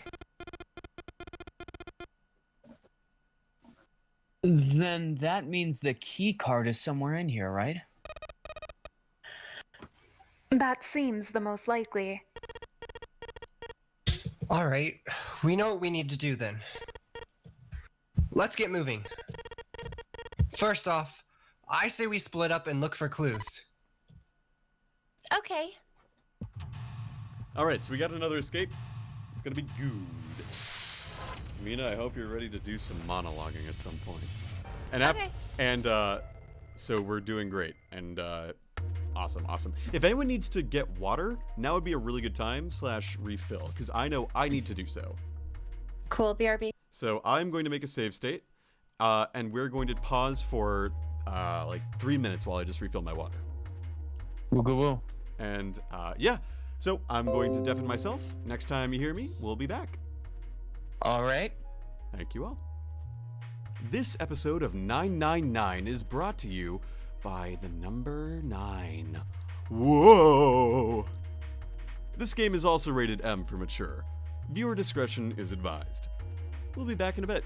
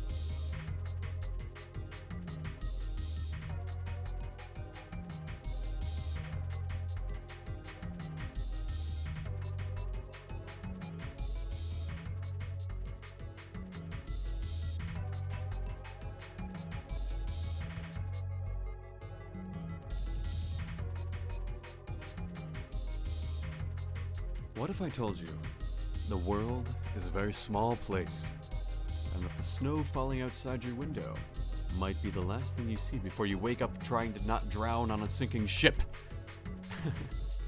No, I'm having fun. This is good. Again, you are seeing firsthand why I fucking love this game so much. The writing is so fun. The only thing is, like, it's a bit of exposition, so, as long as everyone else is fine with it, I'm good to keep going. Snow is frozen water. You're not wrong. You know, the thing about snow is that it melts at 32 degrees Celsius. What's up with that? Like, why? Celsius. Fahrenheit. What's up with that?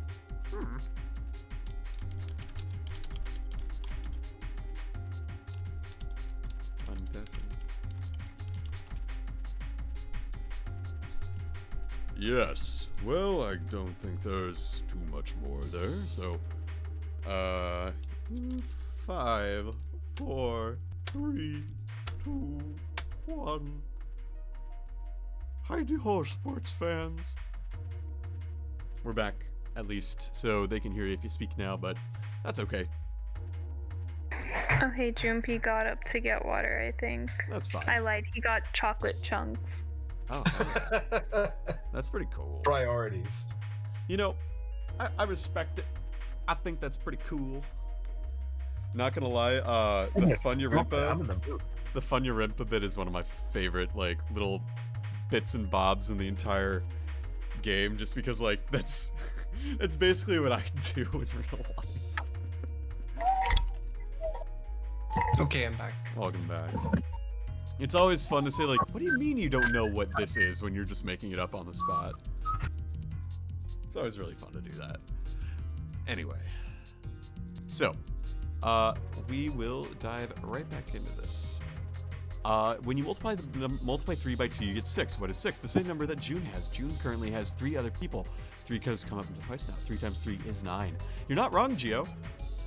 Alright, so we're gonna start with this investigation here. We got... Investigation? Investigation. 1, 2, 3... There's 10 of them. Not 9. If you flip these over, they look like hats. The middle is super deep for a plate. They're soup plates, and not bowls.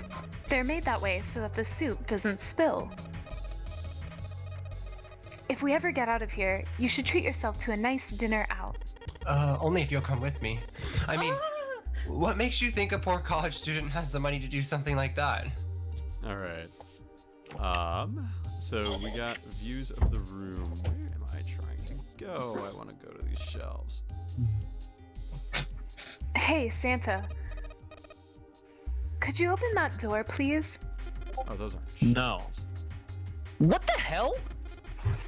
There's no way I could open that thing. Guess you're getting to that age where your eyes start to go, huh? Wow, she's not that old. You'd better watch your mouth, boy, or someone won't live long enough to see that door opened. This has got the two of them on edge. We gotta get out of here, and fast. Alright. Where is the thing I wanted to see? So you can spin it 3 ways. I think there's stuff on here. All we've got here is a pot and a frying pan. Oh, and a pressure cooker. Well, I guess we could use some of those as weapons. What kind of an idiot are you? One that's smarter than you. You're... At least I don't go convincing my friends I was have the same birthday as Oh them. my god!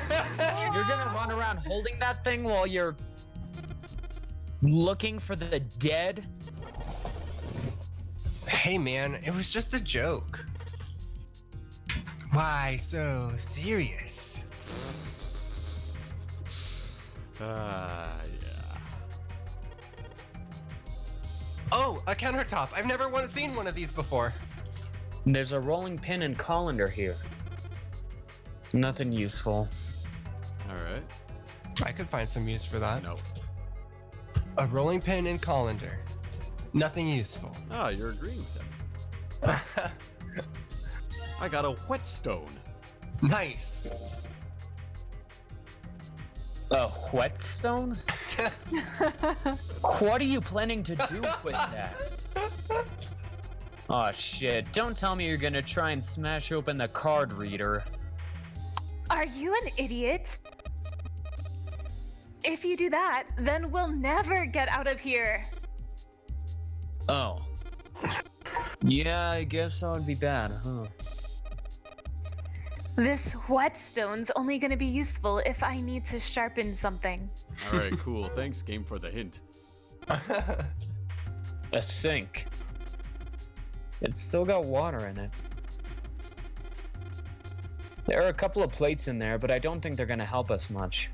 Okay. Well, look at that. All right, it's going.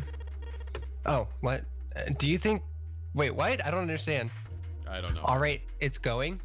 Do you think this was all part of Zero's plan?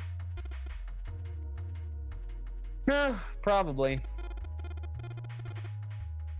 Kinda hard to believe there's a chef on board somewhere. All right. Let's see where else there is. There is this. Wow. This pot looks like it's made out of silver. I bet drinking tea from this pot would be really yummy. Spending a day off with June, drinking tea. Could such a day ever happen for me? Jumpy? Oh, nothing. We don't really need hot water, so we should be moving on.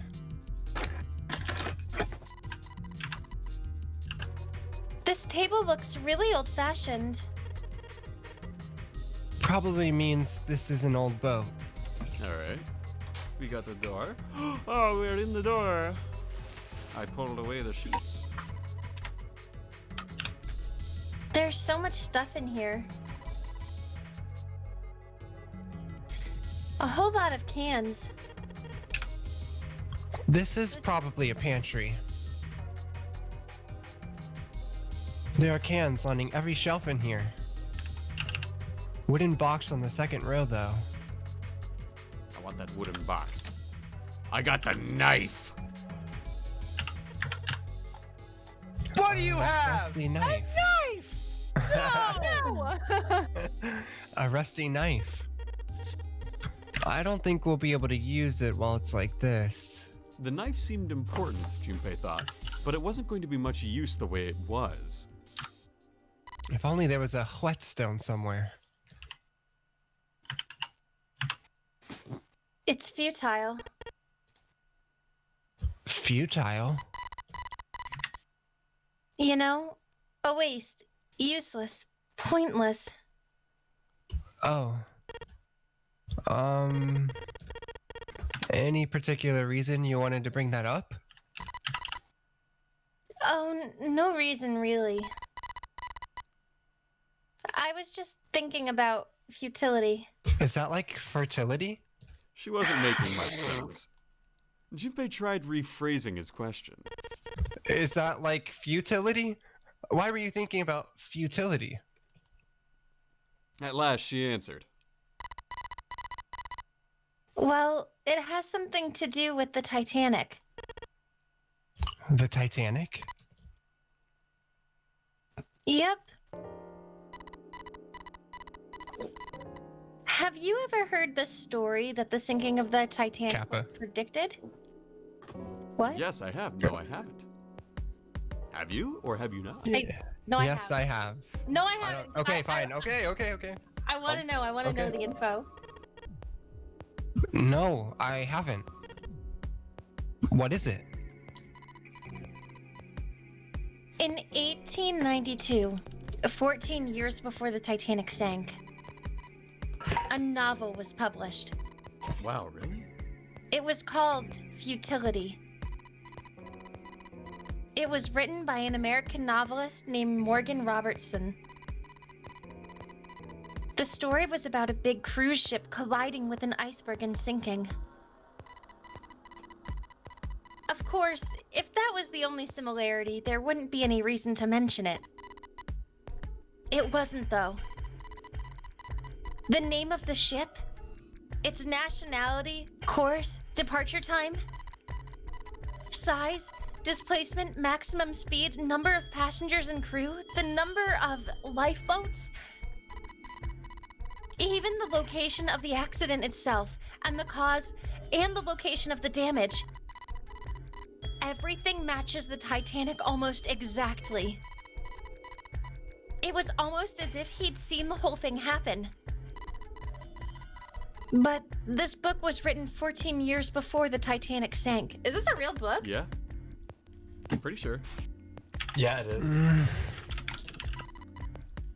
Mina's looking it up now. I am. But that's not all. Eat keystrokes plus an enter. It wasn't just futility that predicted the sinking of the Titanic. There were two other similar stories written by a man named William Thomas Stead. Or Stead? I don't know. I think it's Stead. Stead. Both of them before the accident. One in 1886 and one in 1892. Stead wrote two stories that had striking similarities to the Titanic disaster. In one, two ships collided, and many of the passengers died because there weren't enough lifeboats. In the other, a ship collided with an iceberg and sank. I don't know. I mean, I'll give you that it seems a little weird, but I'm pretty sure it wasn't too uncommon for ships to hit icebergs back in the day, or even other ships. Right. I knew you'd say that. But what if Stead had some sort of special powers? To be more specific, what if he had the ability to do automatic writing? What? Automatic writing? Wait, are you talking about that thing where someone says they're possessed by a spirit? And then they write a bunch of stuff without knowing what they're writing? Yes. What do you mean, yes? That stuff's a load of bull. Okay, so let's say... Okay, so let's sorry. say... Let's say hypothetically that automatic writing isn't a total load. These guys still couldn't have predicted the sinking of the Titanic. When this dead dude, or whatever his name was, wrote his thing, nobody had died on the Titanic yet. So if automatic writing is about being possessed by spirits of dead people, who the hell possessed him so he could write that stuff? That's not it. What's not it? Stead wasn't possessed by a spirit. He was doing the possessing. Huh?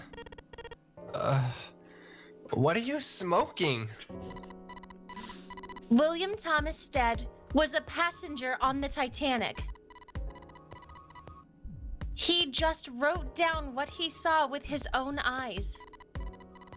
20 years before it happened. Is that for real? He decided it was probably best to say nothing. What June was saying was insane and utterly absurd. If he tried to take what she was saying seriously, he'd go mad. Also, Mina, I would advise not looking up too much more of the conspiracy theories presented here, just in case, because I do know that some spoilers do show up when you search some. Okay. Just down the line. I would be happy to tell you more about them, though.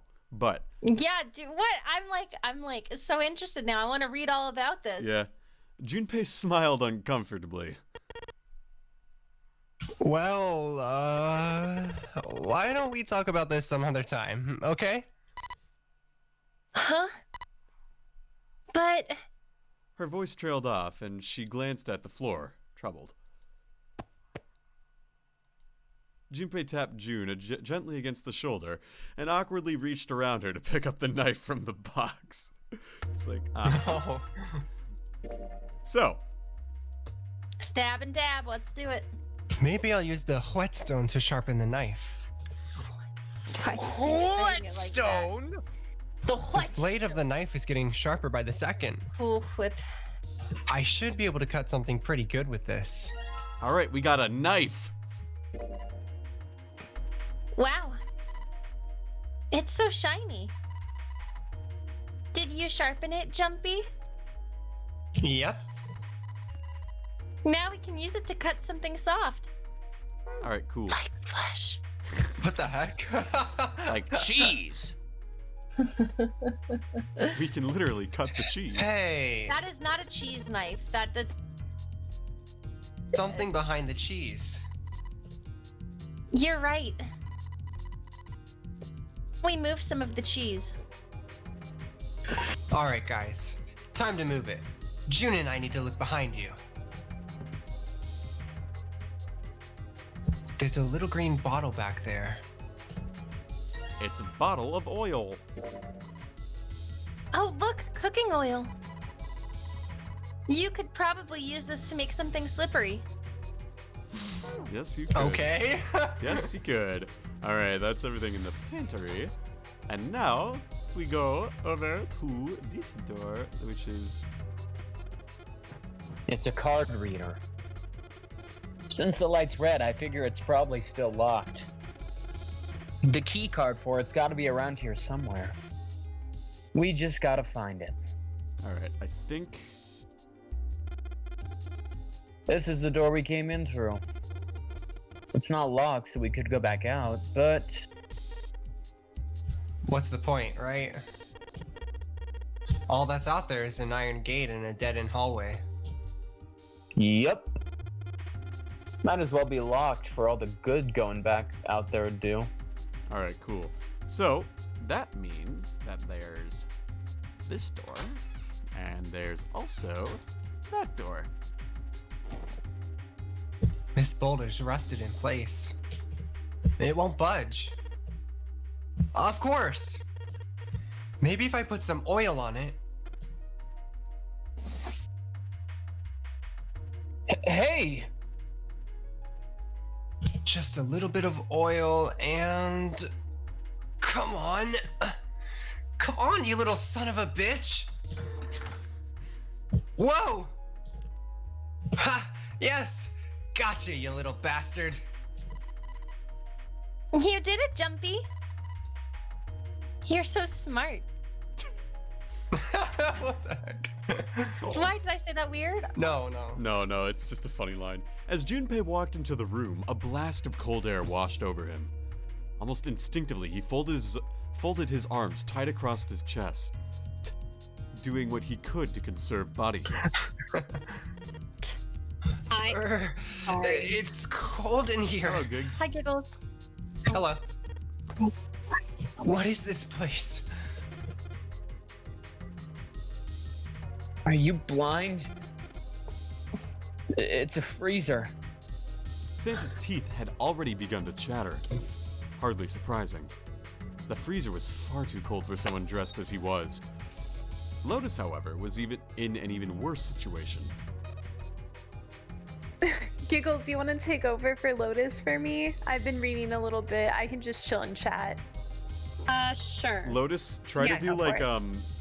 a slightly more like mature, deeper if you can. Got you. Oh, no way. Perfect. That's way too cold for me. I'll freeze solid in seconds. Sorry, but I'm afraid I'll have to pass on this one. I'm gonna leave the rest to you. And with that, she ran out of the room. As Lotus left, June came in. Whoa, it's really cold in here. White puffs of steam hovered in front of their faces as they talked. June had already started to shiver. Hey, you don't need to be in here. You had a fever just a little bit ago. You should stay outside. We got this. No, I'm fine. My fever's gone now. But... Junpei had scarcely opened his mouth when the Oh, thunderous sound crap. of metal upon metal rang out from behind them. In unison, they spun around to find that the door had only recently come through was closed.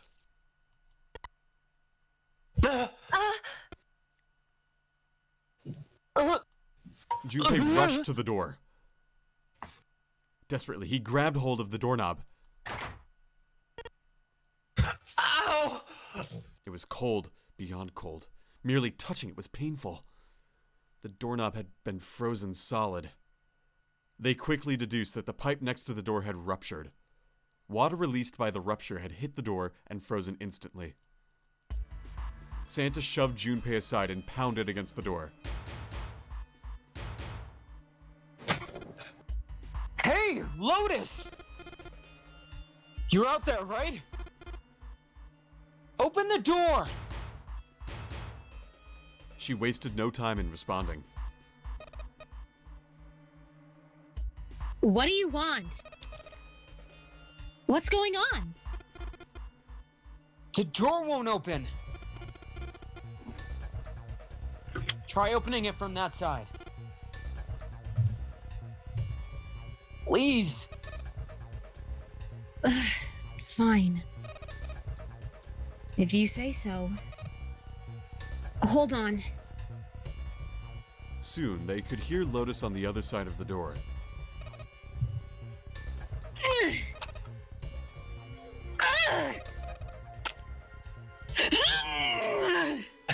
Then, the grunting ceased, and they could hear a light panting and some laughter, as if from exertion. It's no use. It won't budge. You've got more people in there. You figure it out. Wow, what the? Hold on, I'm gonna change my mic really quick. Okay.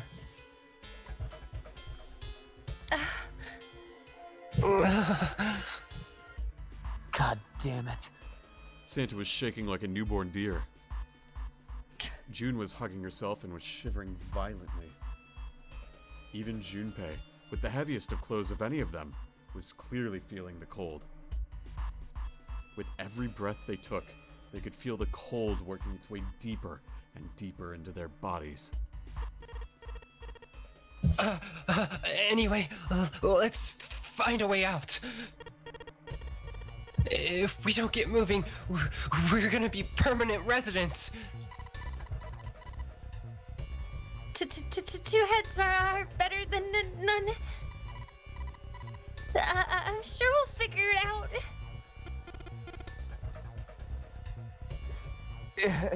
Yeah, you're right. Let's just take a good look around this room, okay? Right. They pushed in close to one another and began to search. We're stuck in the freezer, everybody. There's some frozen meat up there. Looks like pork.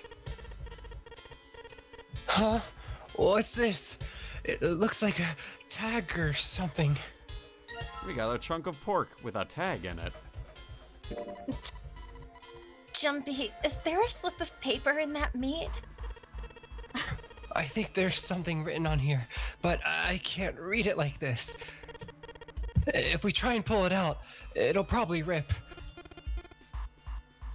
You need to defrost that. Don't think we're gonna be doing that in this room. Hang on, let me see one thing. It's a chunk of pork with paper inside of it. We should be able to take it out once it's been defrosted. Hang on, let me just see one thing. It's a chunk of pork with paper inside of it. We should be able to take it out once it's defrosted. Hey, what is that thing? It's a chunk of pork with paper in it. We should be able to take it out once it's defrosted. Are you silly? I thought this was Everything's frozen in here. Like a freezer. It doesn't look like there's anything else interesting. The shelves are covered with frozen food. Like a freezer. Nothing special about that. Hang on. Any ice cream? I'm kind of hungry. The shelves are frozen. Ah, damn. Okay. The frows are frozen. Oh. the freezer is frozen. We got some dry ice. Yay! I get a freezer. Dry ice. Oh, I'm into it. Can't you make that stuff cause an explosion if you seal it in something that's airtight? Explode? Yeah, didn't you do that in school? Whoa! You should never underestimate the power of expanding gas. Whoa. Then how come your head's still working and closed and stuff? Wow, sick burn, but... Yeah, bad delivery, sorry. Junpei picked up the dry ice with his sleeves so as to avoid burning himself, much like how he got burned by Will. Oh. Shut. Dry ice is just frozen carbon dioxide, right? Yeah, it is. I wonder how warm it has to get for it to turn back to gas again. Hell if I know. How's that gonna help us anyway? Oh, well, I figured we might be able to use it to get out of here. They were about to move when June spoke up. Carbon dioxide's sublimation point is -109 degrees. Any warmer than that, and it'll turn into gas. Any lower, and it becomes a solid. Junpei looked at her, dumbfounded. How did you know that? Despite my looks, I'm the the queen of random. The clean. The clean knowledge. Looks bad to mess up when you're showing off. Just like what you did when you played the It's cold. Oh, you're so cold your mouth's going numb? Yeah. What? You're just doing that on purpose, aren't you?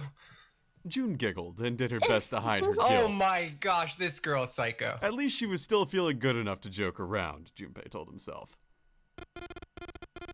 Come on, guys, don't you think that's kind of weird? I wonder why it doesn't turn into a liquid first. Santa was now shivering at an astounding rate, but his curiosity seemed unaffected.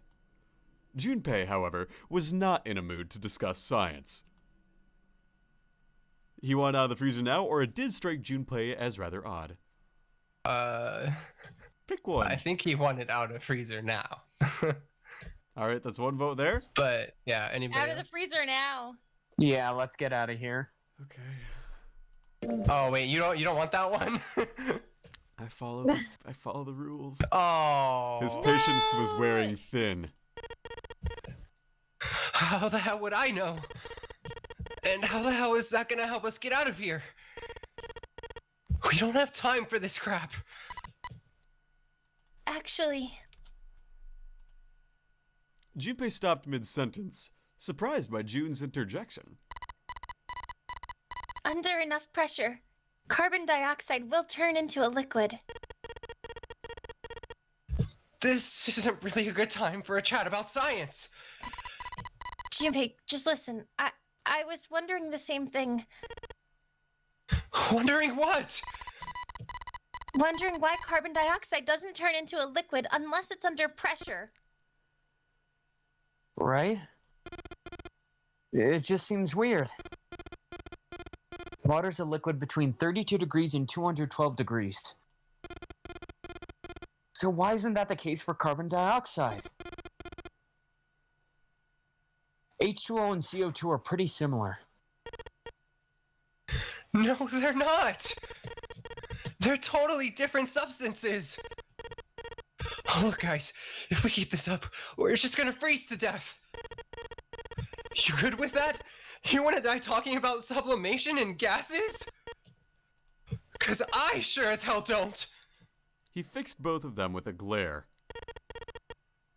Now let's get back to work. Assuming you don't want to end up like a pair of ice sculptures. Junpei turned around, the problem dealt with.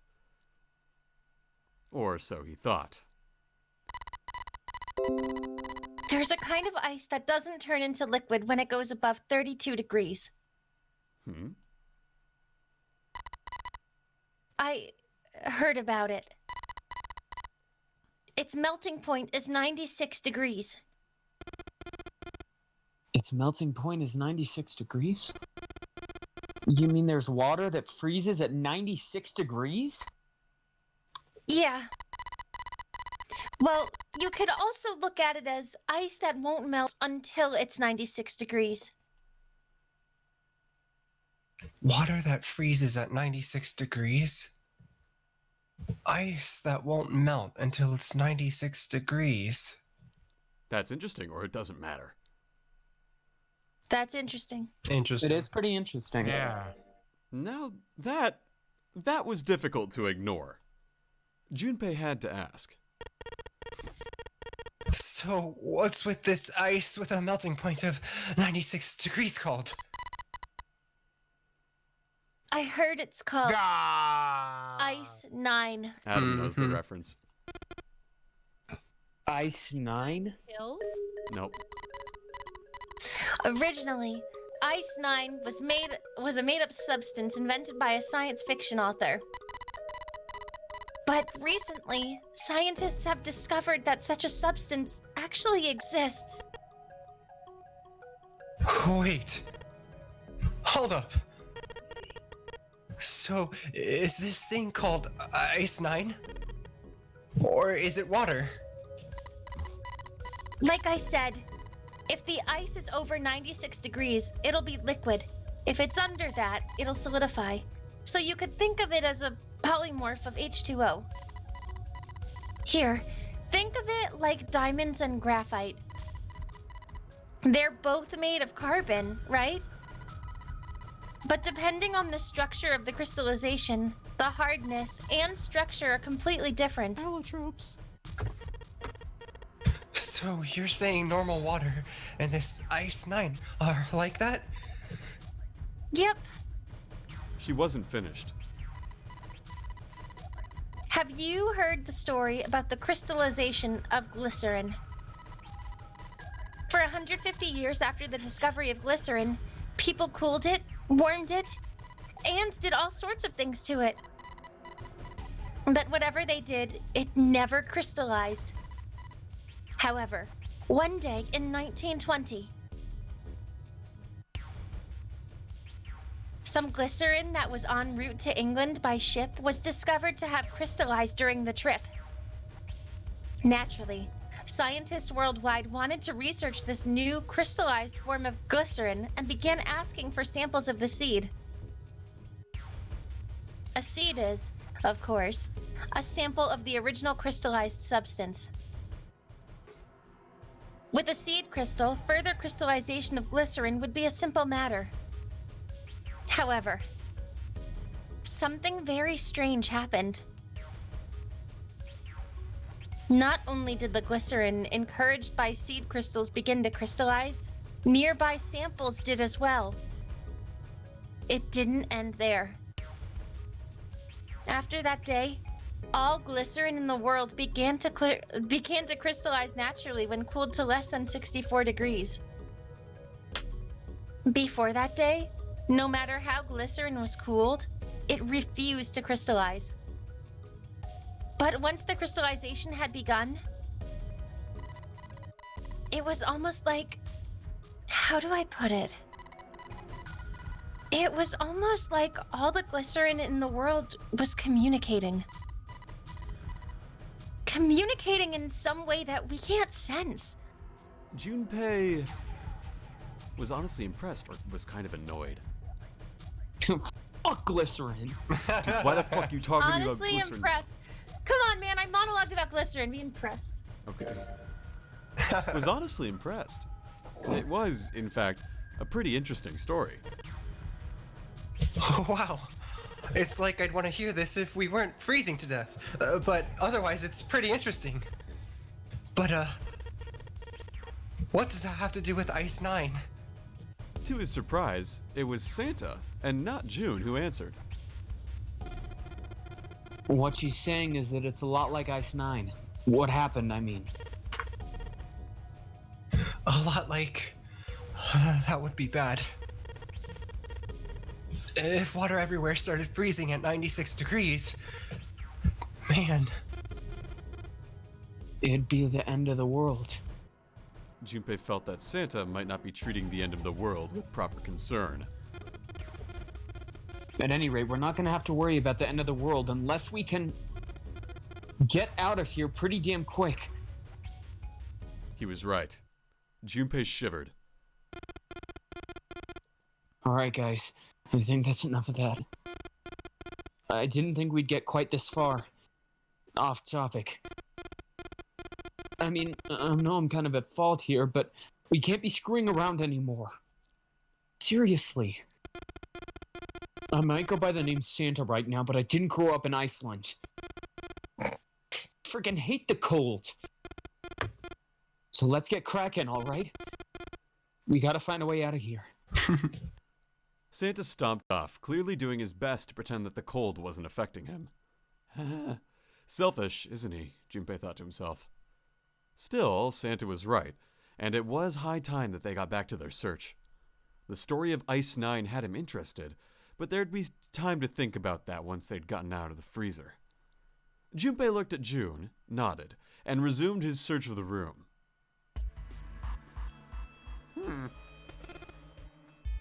Hey, Junpei. Didn't you find some dry ice earlier? Yeah? There's warm water coming out of that pipe. Warm water and dry ice. What do you think would happen if we put that stuff in a sealed container together? Ah, yes, we need to find a container. And I think there's one in here. Maybe? I got frozen chicken! It's really hard. It's frozen stiff. Hey, June, can you say that again? Are you serious? That again. Say it again. It's really hard. Again. It's really hard. Thanks. What the fuck? Something wrong, Junpei? My face is bright red. Nothing. I'm fine. Is this for real? Yeah.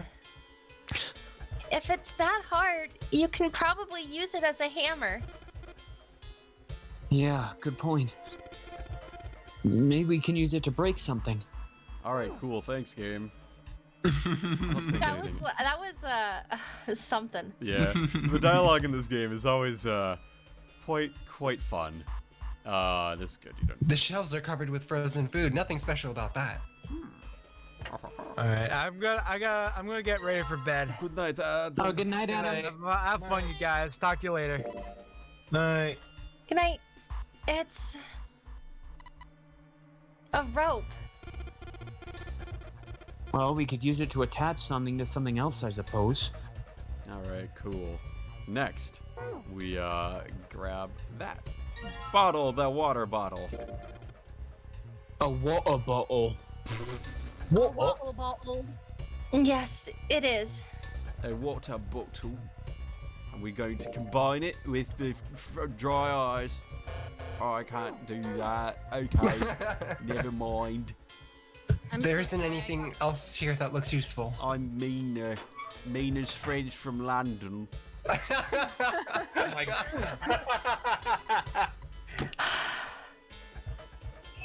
There's water dripping from this pipe.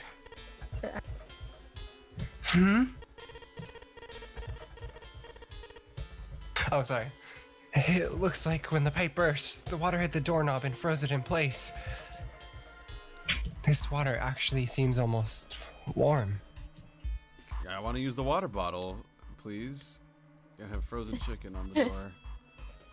There's warm water flowing from the pipe. All right, dry ice. No, I want to use the water bottle with this, please. Okay. There's warm water flowing from the pipe. You don't have to It's a read thin it. pipe. Yeah. Oh, I have to read it now or No. There's ice surrounding the doorknob. You're good. I'm trying to remember how to get out of it. chicken. I don't think you hit it with the chicken. I'll try it though. No luck. It's too hard.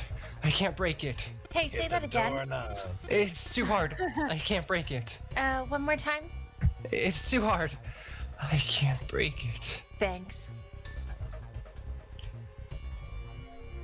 There's two. What's going on over at the other end? All right. What the heck am I to do here? I thought I combined this with this. Okay, I guess that's not what I did.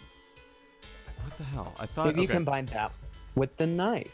Knife bottle. Knife plus bottle. 10,000 degree Nope. knife. Whenever people try to drink water, they get stabbed. Yeah. They're just like they're pouring the water bottle back. Oh, looking forward to a nice cool drink of water. Ah, no. I don't think they care about the order in this game with regards to combinations. Yeah, see, like... Yeah, because addition is commutative. One sec. I know there's something. There is a way out of the freezer. We're not gonna die. But the shelves are covered with frozen food. Nothing special about that. Okay. Pretty sure that... Fucking weird. Hang on. If I use the dry ice on that... Nope. What if you thaw the meat with the warm water and pull out the paper? I know I could try it, but I know the answer to that bit. So I can tell you that is not correct.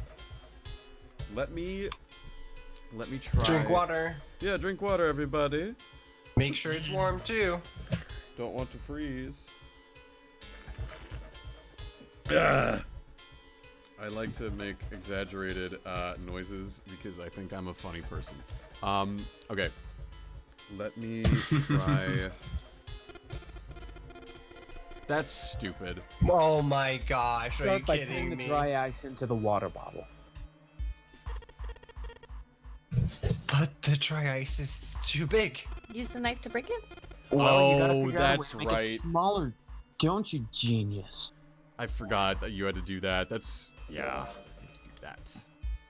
Nope. You don't use that. No. You use the. Break it. Use the chicken. Use the chicken. What the? Oh my god. All right, the dry ice is all in pieces now.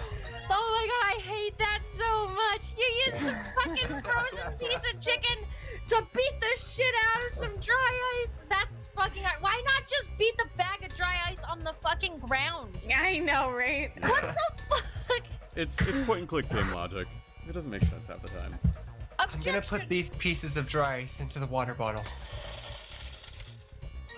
Dry ice with water bottle in it. That's the one. Not yet, Junpei. You know the one. You know the We're one. not gonna get the result we want unless you can hook that bottle to the doorknob somehow, like know with how a to do rope or that. something. It's got to explode right next to the ice on the doorknob. Mm-hmm. We need to figure out a way to attach the bottle to the doorknob. I know how to do that. Let's use the rope. Let's combine the rope with the water bottle. And let's just tie a rope on here. Now I got a water bottle bomb. Oh, hang on. I think there's actually some funny dialogue with it. Hey, why don't we use that rope to tie that bottle onto the doorknob? We just have to put some water in it, and then if we can give it a good whack with something. Kaboom! Yes, Rico. Kaboom. It'll explode and break the ice off the door. Then what are we waiting for? I can't take this cold any longer. All right. Okay, there was something else that maybe I missed. All right. We're going to tie it. Warm water dripped from the ruptured pipe near the door.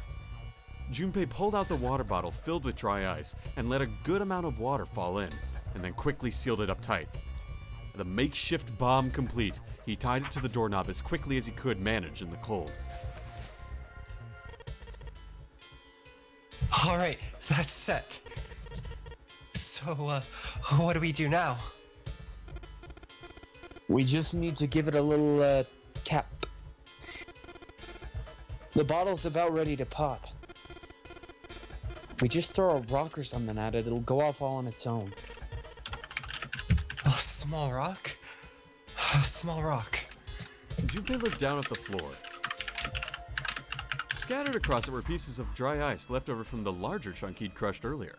Why not just throw the chicken again? Because we broke the chicken when we hammered. Alright, this ought to do the trick. He pulled his sleeve down over his hand to keep from getting burned, and grabbed the chunk of dry ice. It was a pretty good size, about as big as a pool ball. He figured it would be just about the right size. Alright guys, stand back. Actually, we should probably hide somewhere. Why do we never see Chris's character? We- Because he's the main character. He's the main Oh, duh. Both Santa and June looked at him with new concern. Where exactly do you expect us to hide, genius? There isn't really anywhere big enough.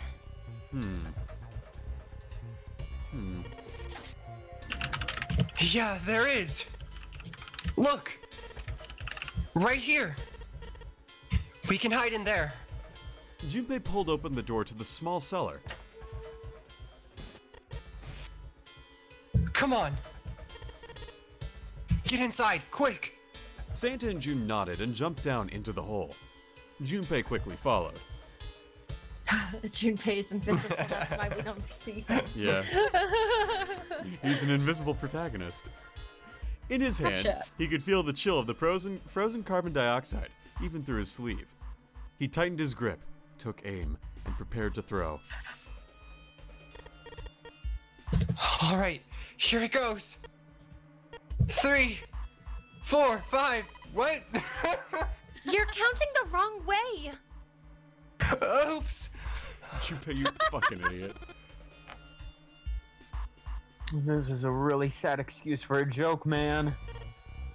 Sorry, dude. Alright, for real this time.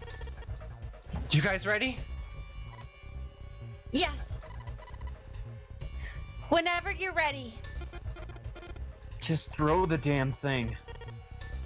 Alright, here I go. 3, 2, 1. Junpei threw the chunk of dry ice as hard as he could. With the same motion, he ducked down into the cellar with Santa and June, just as... Poof. Poop. Junpei leapt up out of the cellar and ran to the door. Jumpy. The ice on the door, is it gone? Yeah, it's gone. The blast must have shattered it. Yes. Alright, let's see if it opens. Junpei grabbed the knob and pushed with all his might. The door gave way easily, and all three of them tumbled out of the freezer at once, much like an anime style. Hooray! We're finally out. June, relieved, collapsed onto the floor. Blech. Move! Santa shoved past June and ran straight to the grill, which he immediately grabbed. Ow! Oh my gosh. God damn it! Hot, hot, hot, hot. Idiot. Fuck again. Fuck! Yay. He proceeded to kick the grill in a futile but amusing fit of rage. But where was Lotus? Done. It took Junpei only a moment to find her. She was sitting on the counter, idly scratching her chest. Oh. Welcome back. Starting to get tired of waiting for Can you turn your gain up a little? I mean, no, screw you. With a Oh, great yawn, Lotus lowered herself off the counter. Junpei clenched his teeth and walked towards her. What were you doing? What do you mean what was I doing? I was waiting. We were gonna die! Oh yeah? But you didn't, so everything worked out all right, didn't it? What the hell? Just kidding. It might not look like it, but I really was worried. Don't give me that crap. I'm telling the truth. I mean, if you died, then I'd be in trouble too. If you died, then I'd be stuck here and I'd die too. See?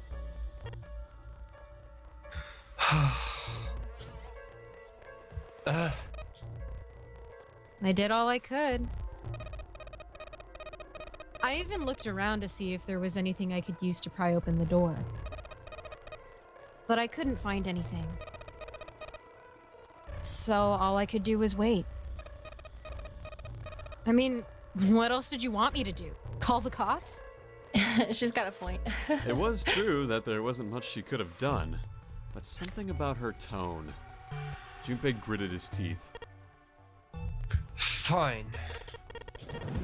But there's one thing I have to ask you. What's that? You didn't close the door, did you? What? You think I closed the door on you? Why would I do something like that? It closed on its own.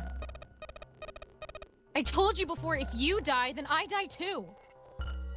She was right, and Junpei knew it. Without them, she'd be in very serious trouble. It seemed that an accident was the only explanation for the door's closure.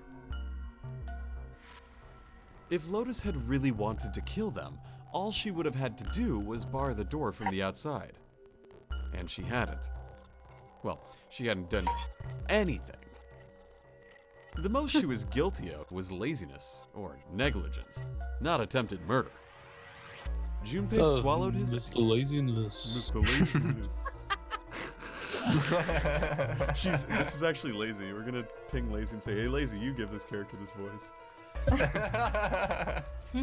Junpei swallowed his anger, and did his best to apologize. Well, I'm sorry. I'm sorry I doubted you. Hmm? Oh, yes, well, that's all right. As long as you understand. Lotus looked away and twirled her hair between her fingertips.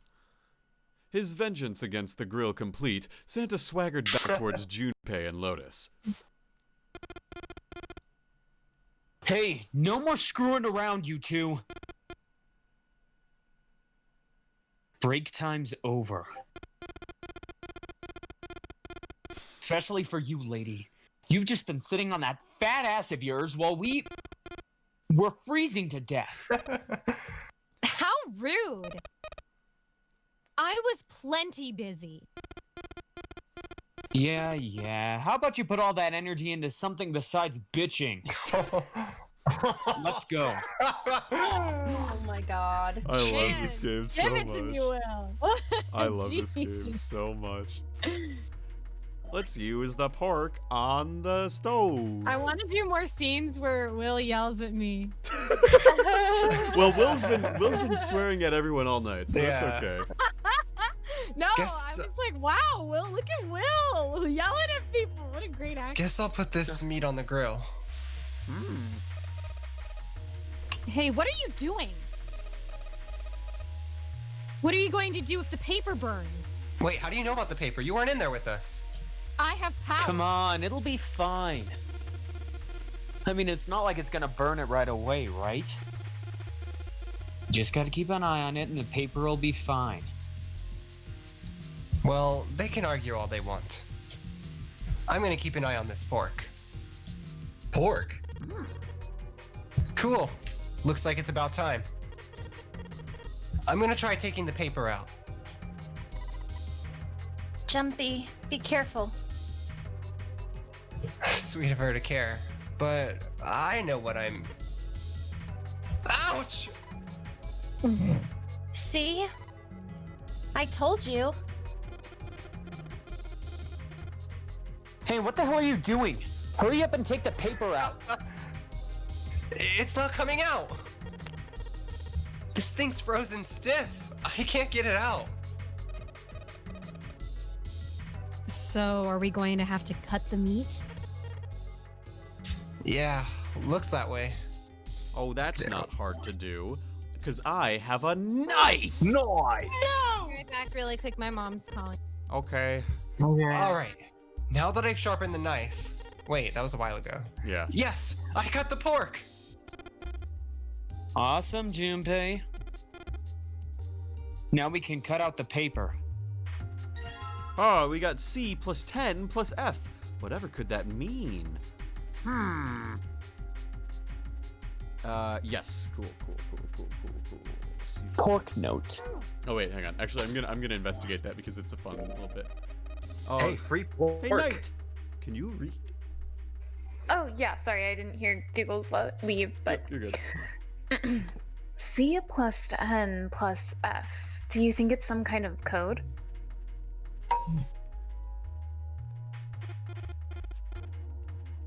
Damn it! They're just screwing around. Junpei, do you know what C and F stands for? Oh shit! Yes, I do. Chick-fil-A? You think maybe it means corporate finance? Sorry. I thought it was clever and funny. But not as good as Chick-fil-A. They're gonna beat the crap out of you. Ah, yes. The writing in this game is very fun. An iron oven. Looks pretty heavy duty. It's probably industrial quality. I bet you could cook anything with this. Anyway, let's have a look inside. Damn, I knew sorry. it. It's locked. We have a keypad. I wonder what we could do. We got a code with the thing with the pork note. What's the password? C plus 10 plus F. But there's no F. There's no 19. 19. We can try 19.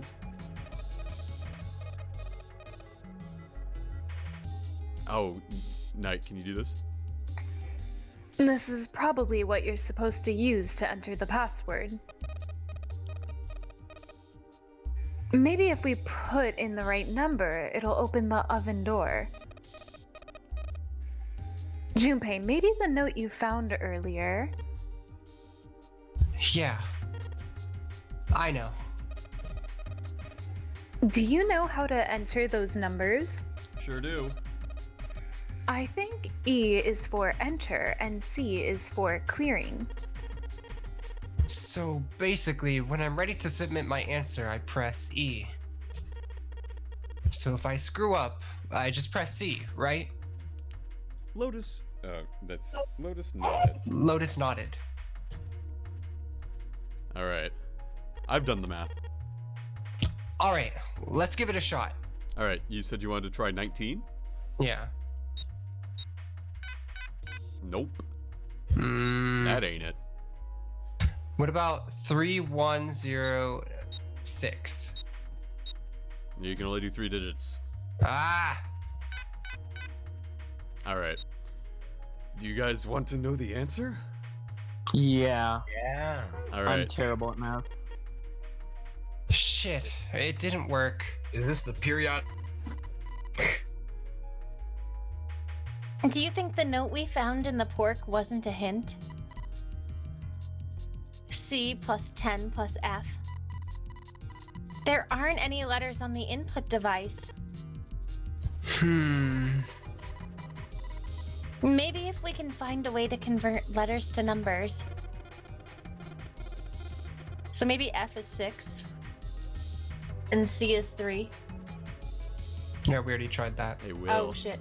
I like totally spaced out. Oh yeah, the voucher we found next to the plates had some letters on it, didn't it? Maybe they've got something to do with it. Is it 19? The It's not 19. voucher next to the plates? We could do that, or I could tell you. Which do you want? Is it? Which do you want to hear? Let's see the voucher. Okay, so we got 6, we got 10, and we got F. Okay. I did not look at the plates, so I'll have to review it myself, but This looks like a serving table. Yeah. I would imagine food is put here after it's prepared so that the waiters and waitresses can take it out to the customers. But something doesn't seem right here. Why are there so many plates? okay, where was it? The voucher? Is that it? Hey, Will. It's a note. It's got a bunch of stuff written on it, but it doesn't look like a code or anything like that. All right. So I'll be honest, I never used the voucher playing this game. I don't really know what it's talking about, but I know the answer. So it says to convert things from C10 and F, right? And how many of you have experienced? Hang on, let's see if I can go and do other things. Okay, how many of you know how to count? Not me. I don't think I've ever counted in my entire life. Sure. So Sure. we've got 10 fingers, right? Uh-huh. What if so on each hand we have 5 fingers, right? Yeah. What if we had 8 fingers on each hand? Then we'd have 16 fingers. Right. So how would we count to 10? With What happens after you get to 9? you add another finger. Right. So how do you count to 10 when you have 16 fingers? So 16 is basically the new 10. Yeah. Is that what you're saying? So then it would be How do we 3? So when we have 16 fingers, in order to count all fingers, that would be considered 10. So after we get to 9 traditionally, we have 5 more, right? Excuse me, 16, so we get to 9, we have 7 more that we have to count, right? Mm-hmm. So how do we assign digits to those digits, basically? We go back to the first finger? What we could do instead is once we get to finger number 9, the next finger after that, we could assign a letter, for example. Then we could say this is finger A, then finger B, then finger C, finger D, finger E, finger F, and our 10th finger. So we've managed to give a digit to each of our digits. So we are effectively counting in what is known as base 16 or hexadecimal. And as a result, if you consider the pork note, we have C, we have 10, and we have F. And so C was the 12th finger in what we know as 12, and F was the 15th finger, which we know as 15.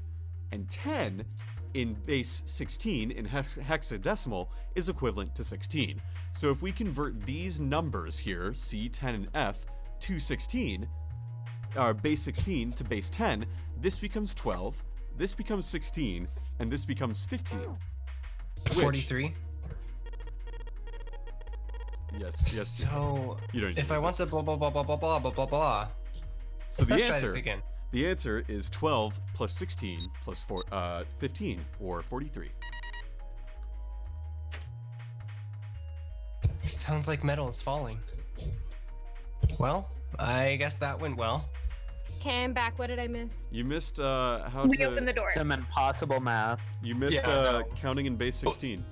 What clue are we have to getting the count to base 16? So there's I'm pretty sure the vouchers or whatever, it'll like give you a corresponding like a code basically to do that. When I saw this for the first time, I recognized that it was base 16 counting just because it's like, oh, C, 10, and F, like C and F, if you try to convert them to numbers, it's like, well, in base 16, F is 15 and then 10 is 16. So that was what I had. So like the number 1F, for example, would be 31, and so on and so forth. So 43 in base 16 would be 1. Nope, it would be 32, 43. So 29. 43 base 16 is 29, or 43 in base 10 is 29 in base 16. Anyway, yeah. Anyway. Wow. Just. Oh, my brain hurts. The door opened. Why? Look at me, I'm a regular June. Good job, Jumpy. All right.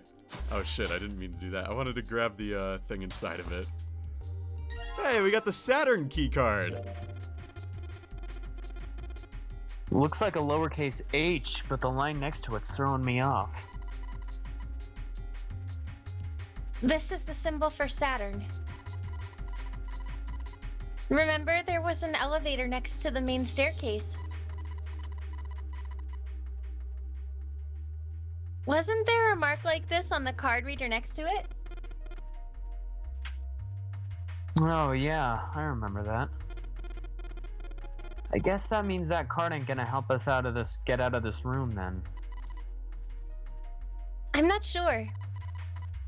Why don't we try it out? Yes, let's try it out and get out of this door so that Voltage doesn't have to talk about math anymore. Please. Hey, we did it! Yes! I think it's unlocked now. You did it, Jumpy. Yeah, now let's go have sex. Let's get out of here. What? Oh. Yes, sex, let's go! First you worried that I'm sick, now you want to stick it in me? Get it together! We did it! We found it! We found it! You found it. I found it. I did it. It was all me. They stopped out of the kitchen and into a hallway that looked rather familiar. A metal grate stretched from wall to wall. Beyond it, there were 2 elevators and the entrance to the kitchen. They had entered the kitchen from one door to to the other. That meant that the map of the ship's interior was accurate. They laid the map out in front of them and began to discuss their next step.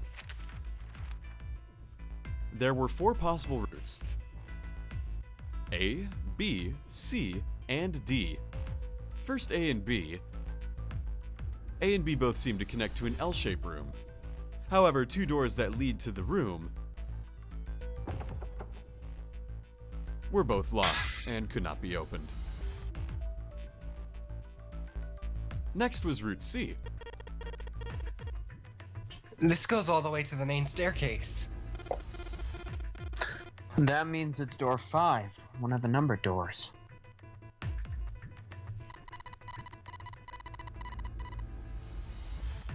Then do you think we would meet up with the other 4 after this hallway? Giggles time. No, I don't think we will.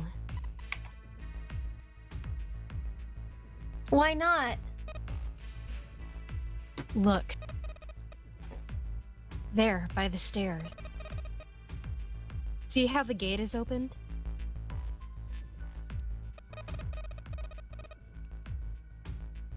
When we went into the kitchen, it was closed. But it's open now. What do you think that means? They opened it? Most likely.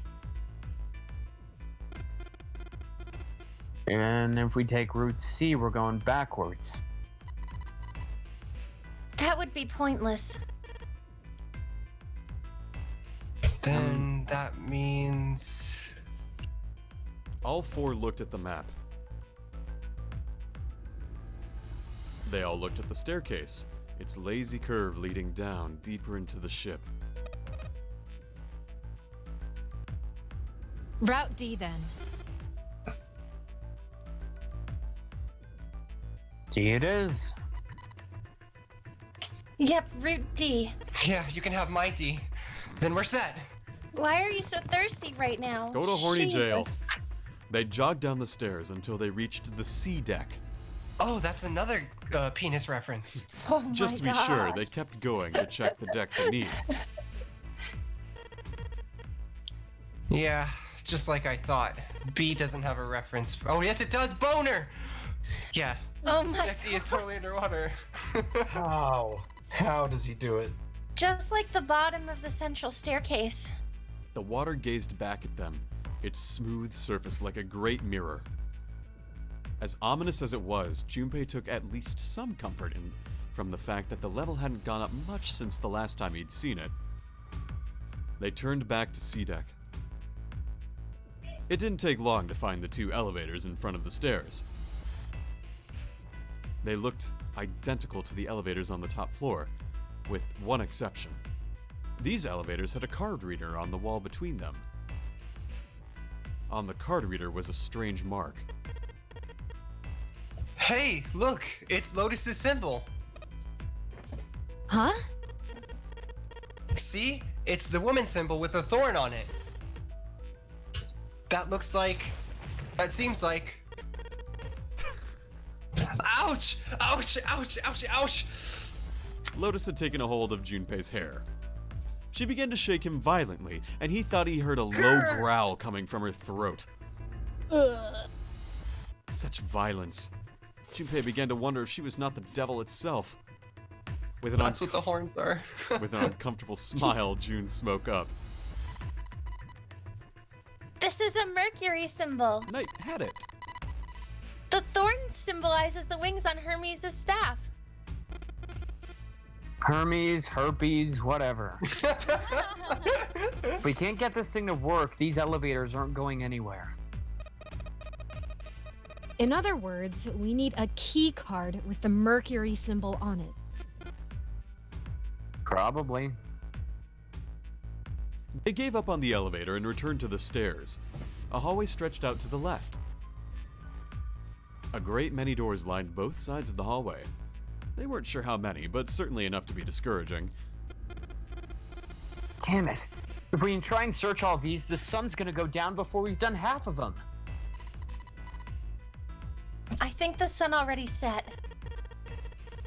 I have a feeling this ship is the only thing that's going to be going down anytime soon. Because I know she's not going to let me go down on her. No, well, that's even worse. Gosh, now is not the time! We're on a sinking ship, buddy. Actually, it might be exactly the time. Exactly. Let's check the hallway on the other side, shall we? Frustration and fear building, they walked back to the stairs. To their right was a small hallway. Quickly, they headed into it. It was approximately the same size as the alcove in front of the stairs.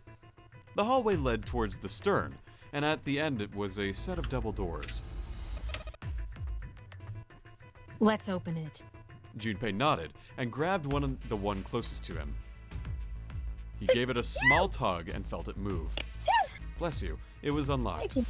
Thrilled to have found an unlocked door, he threw it open. Opening the door. Oh no, is this one of those things where we gotta find clues again? No, it is not. Junpei did not know what to make of what he saw. Lotus isn't my character, is she? No. She's Elena's character. Elena had to go. Elena had to go. I'm understudy Elena. Yes. He simply I'm stood, unable to speak. The others simply stared, open-mouthed. After a few moments, Santaby managed to speak. What the hell is this? A massive room stretched out in front of them, more a cavern than a room. Its vastness was oppressive, and it bore down on the four companions. It was not empty, however. The entire room was filled with lines upon lines of beds. They were simple things, little more than pipe and thin mattresses. Is this a hospital? He had at last been able to put a name to the harsh scent that pervaded the room. The room swam with the harsh, biting smell of antiseptic. In the center of the room were shelves stacked with medicine and a number of medical devices, the function of which Junpei did not know. More important, however, on the back wall of the room were 4 doors. 3 of them were emblazoned with large single-digit numbers made with thick red paint. The door on the left was labeled 3. The second door from the left had no number, but the third had been given a 7. And the rightmost door had an 8. There could be no doubt they were numbered doors. It did. Who would have thought, right? Yeah, crazy. It did strike Junpei as strange, however, that the door between the 3 and 7 should be blank. What, he wondered, could it mean? Let's take a look at the doors. Yes, that sounds like a good plan. And for what it's worth, gang, once we wrap up this scene, that's it. We're good. Okay. Junpei headed towards the doors, weaving his way between the beds. He stared at the 3 on the left and moved to the right until he reached door 8.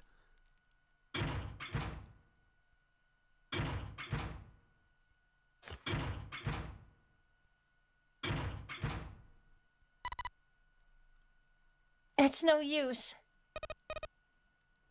Well, of course. If it was that easy to open these doors, what would be the point of the nonary game? Yeah, nonary game, whichever you prefer. Nonary. Nonary. We have to activate the red, or the numbered doors won't. Wait a minute. What's wrong? What's wrong? That's not me. Ah! Look! The display on the red. There's nothing on it. Huh?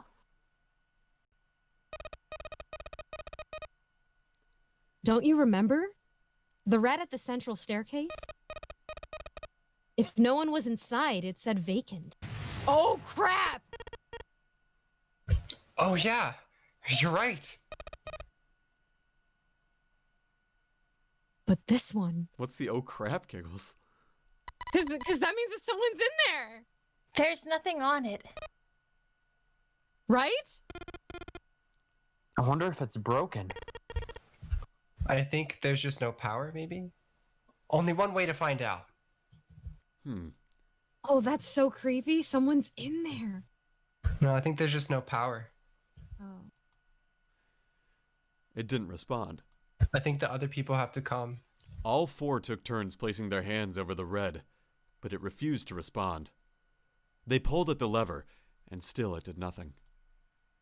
As they soon discovered, it wasn't the only red up for door 8 that was behaving strangely. The red on door 7 also refused to respond. And door 3 was similarly silent. None of them would respond. What did it mean? I knew it. They're broken. Zero sure sucks at maintenance.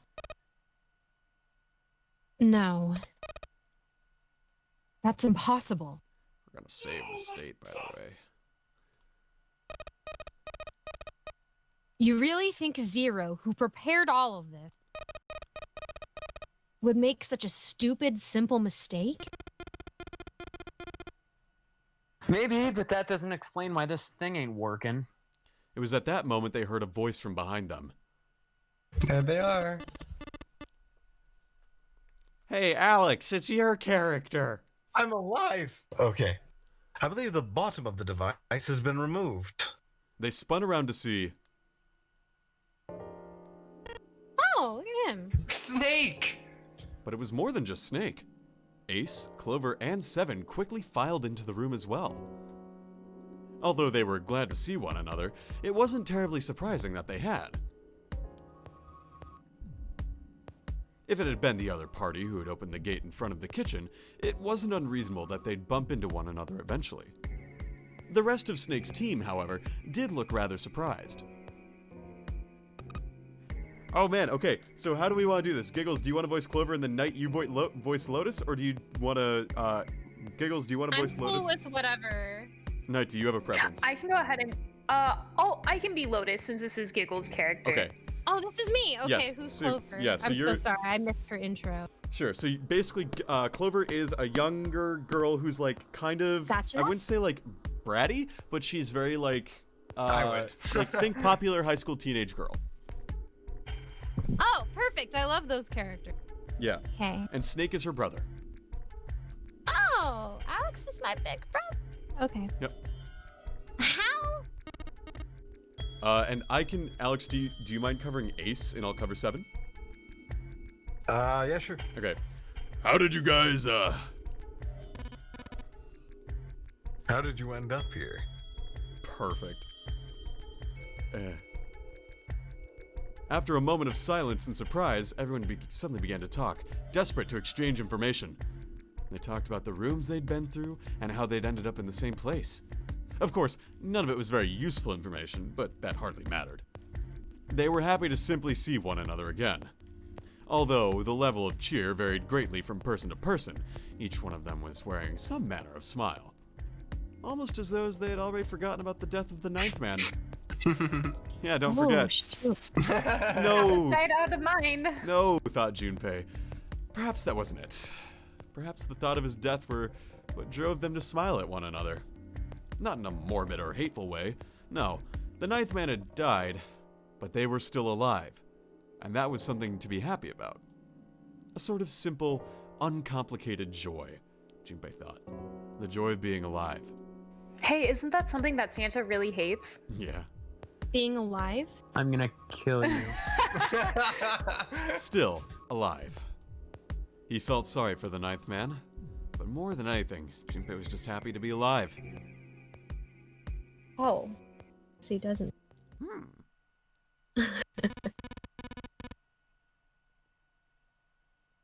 They have it. Our half of the story. His part finished, Ace fell silent.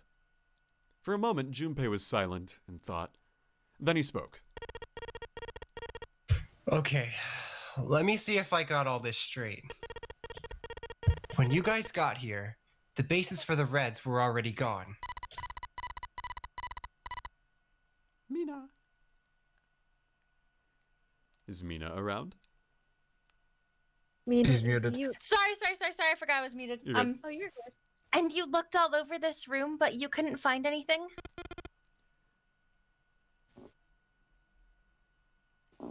Santa. Hey, Santa. Mr. Claus. Oh, so you figured Mr. Claus. that there might be something in the hallway with all the doors. and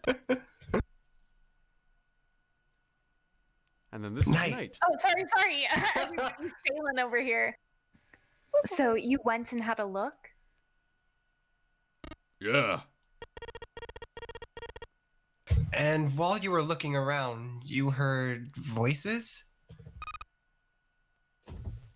Uh-huh.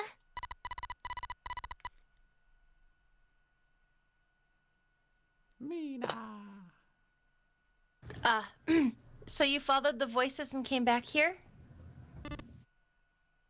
Indeed. That was how we found you. Junpei examined the three Reds again, just in case. On the bottom of each was a long, thin gap. It looked like a slot for something. Probably something electronic. Well, this isn't good. If the red isn't active, we can't keep going. Well, what about that hallway over there? Isn't there anywhere else we can go? No, there isn't. There are plenty more hospital rooms, but nothing else. Hospital rooms? That's what's behind all those doors? Yes. There are a number of individual rooms in addition to this large one. There was a door at the end of the hallway, but it was locked. There was an astrological symbol engraved near the keyhole, however.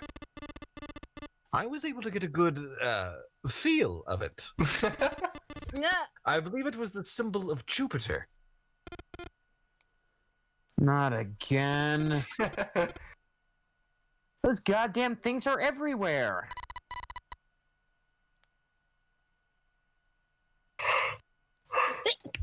Bless Mina's muted. Mina's I wonder what they all mean. For a moment, everyone was silent, deep in thought. While we're asking what things mean, what's the deal with this room? I mean... Sorry. I thought this was a cruise ship, but I can't imagine a cruise ship would have a hospital like this.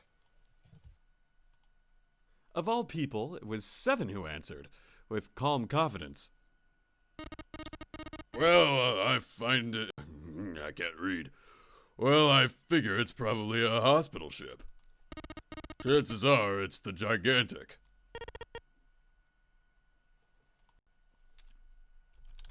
Oh no, Chris died. Oh, he's back. Chris. He was resurrected! Hooray! For once, my Discord's not the one that dies. I know, right? That's hilarious. Crazy. Oh no, Knight died. Oh, their Wi-Fi is both dying. Oh no. Oh no. Are they back? Wife. Uh-oh, they're gone Oh again. no, then Cry They're left. in and out and out There and can down and all only be around. and- one. Oh my gosh, this is awful. There. Oh, And he's he back. joins. And she's back. Oh no. The Yeah, there can only be- Gigantic? I can cover. Oh, you're back. You're good. Good. Weird. The Gigantic? Junpei looked confused. So did everyone else.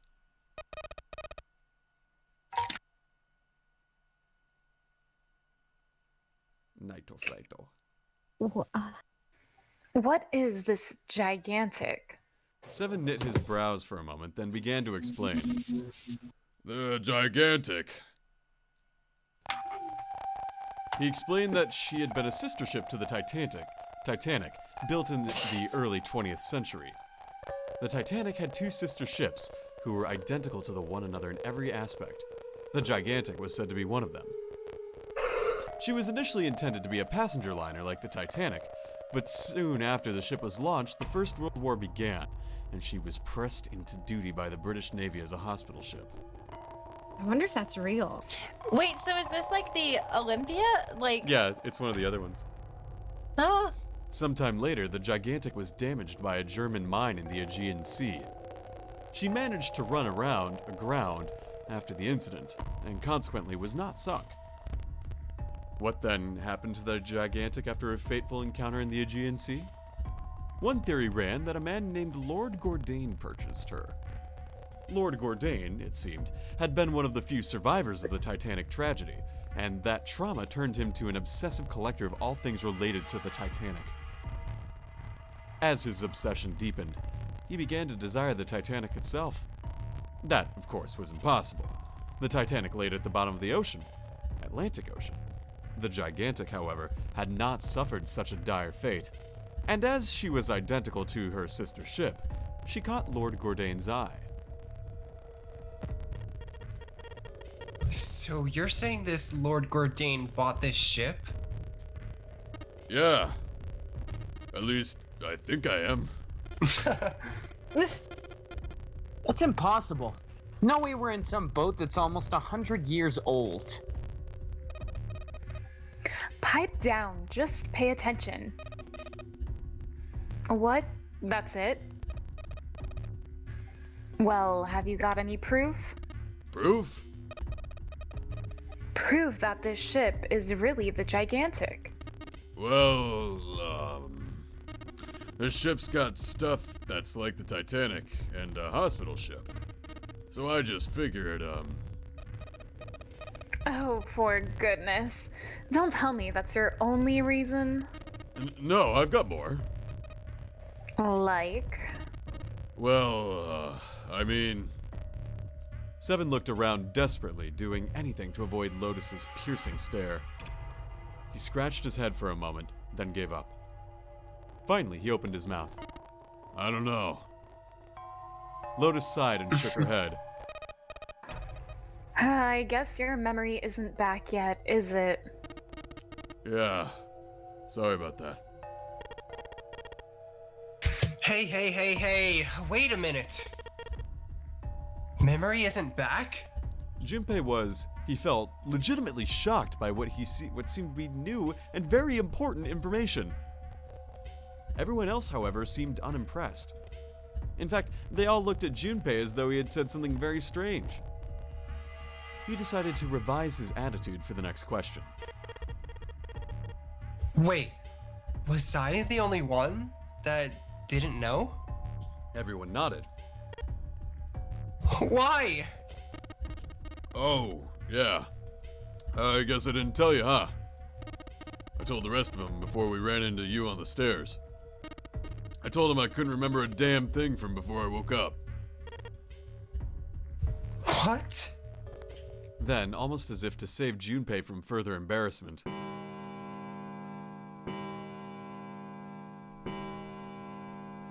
a bell began to ring from far away. It sounded as though the clock at the main stairway. Junpei counted each chime carefully. 10, 11, 12.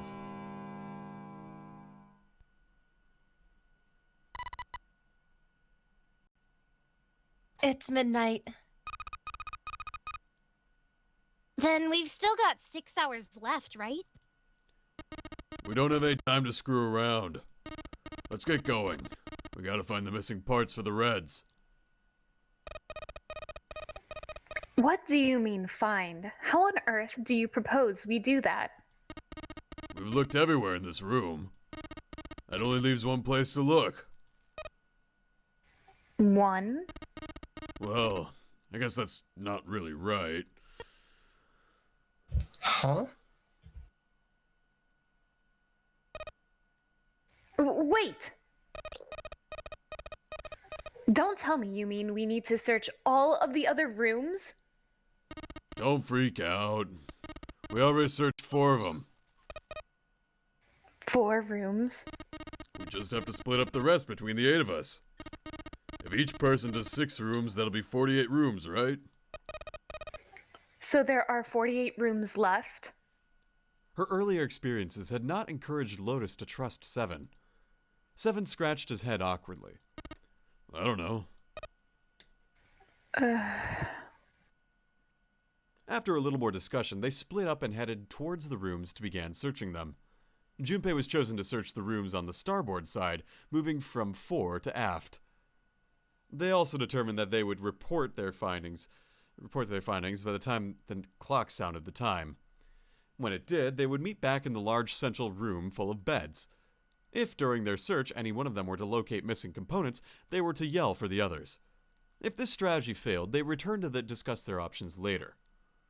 The details decided, they left to begin searching. Out into the hallway they went, each to the rooms they'd been assigned. However,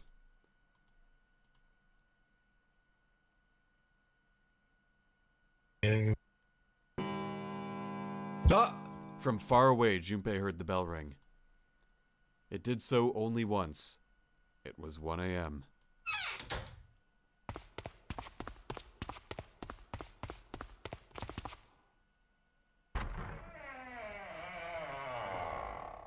Uh-oh.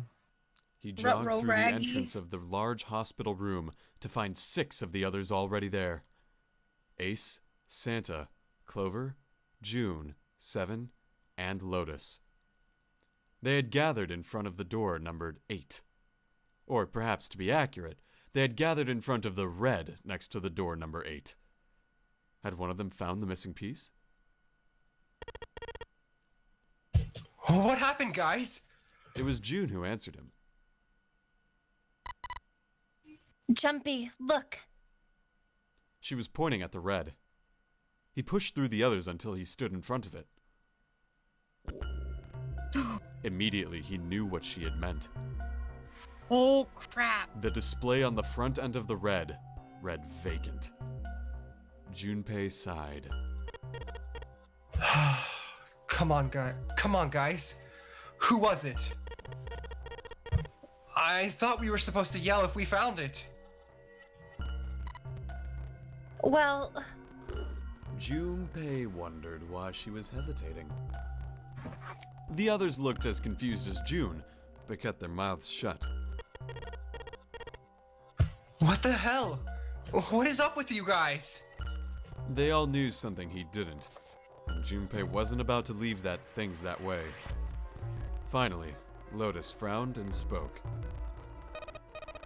Well, that's the thing. We don't know. You don't know? When I got back, it was already like this. There was no one else here. That means I was the first one back, but the missing parts were already back in the red. Junpei looked at the bottom of the red again, just to make sure. The slot that had been open on the bottom was now covered with metal.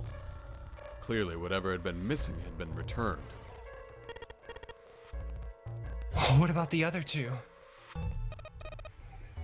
They're the same. Junpei quickly examined the other two boxes. Satisfied that they were all also repaired, but still very confused, he returned to the others.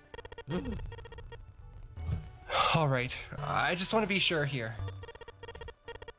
Nobody has any idea what the hell happened here, right?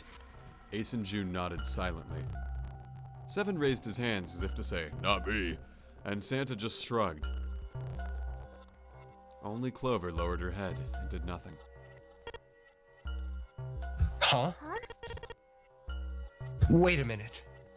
What? That was when he noticed. Where's Snake? Junpei swept his eyes across of the room a second time, but Snake was nowhere to be seen. Does that mean that he found them?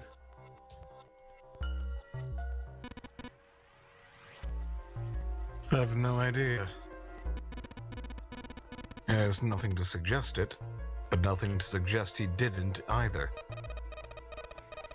I don't suppose we'll know until we can ask him in person. Well, whatever he did or didn't do, he's pretty damn late. What the hell is he up to?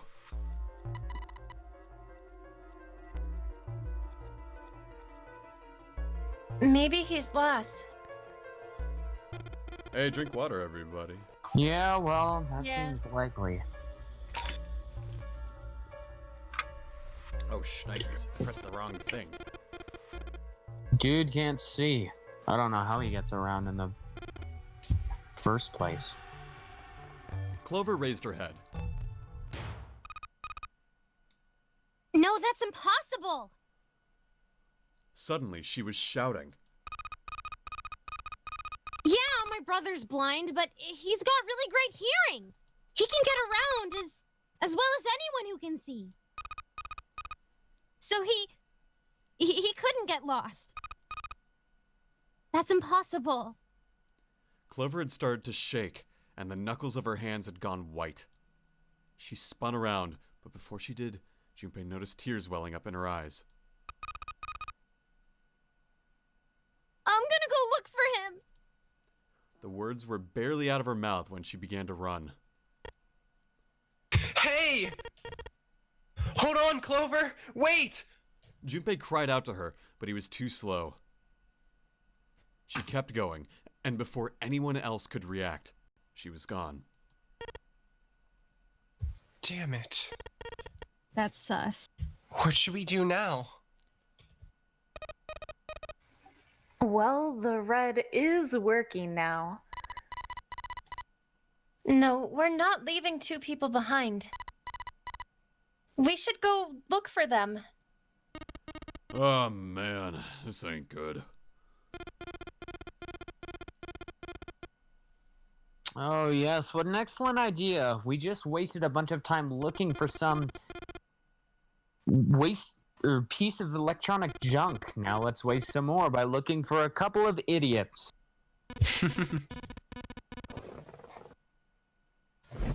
Then remain here, if you feel you must. But there's no time. We've only 5 hours left. Junpei and the others nodded to one another and took off at a run. In front of the stairs that led to B-Deck, they decided to split up. They quickly assigned search areas and went their separate ways. I thought the scene ended a lot earlier than it does. I apologize to you all for saying so. That's okay. It's okay. Soon, only 2 of them were left. Those 2 were Junpei and June, who had been a few steps behind the others. All right, we should go too. Yes, let's go. But where should we start? Let's see. Ah, yes. This is a great place to stop, actually, because Yay! this is there's gonna be a lot of there's gonna be some options. I'm going to make a poll that is going to be for the next doors, because we will be going through the doors next week. But there is some interesting choices based on what we go with, where we want to search for Snake and Clover. But otherwise, that's going to be the end of this this stream for tonight. It's been 3.5 hours basically, so yeah.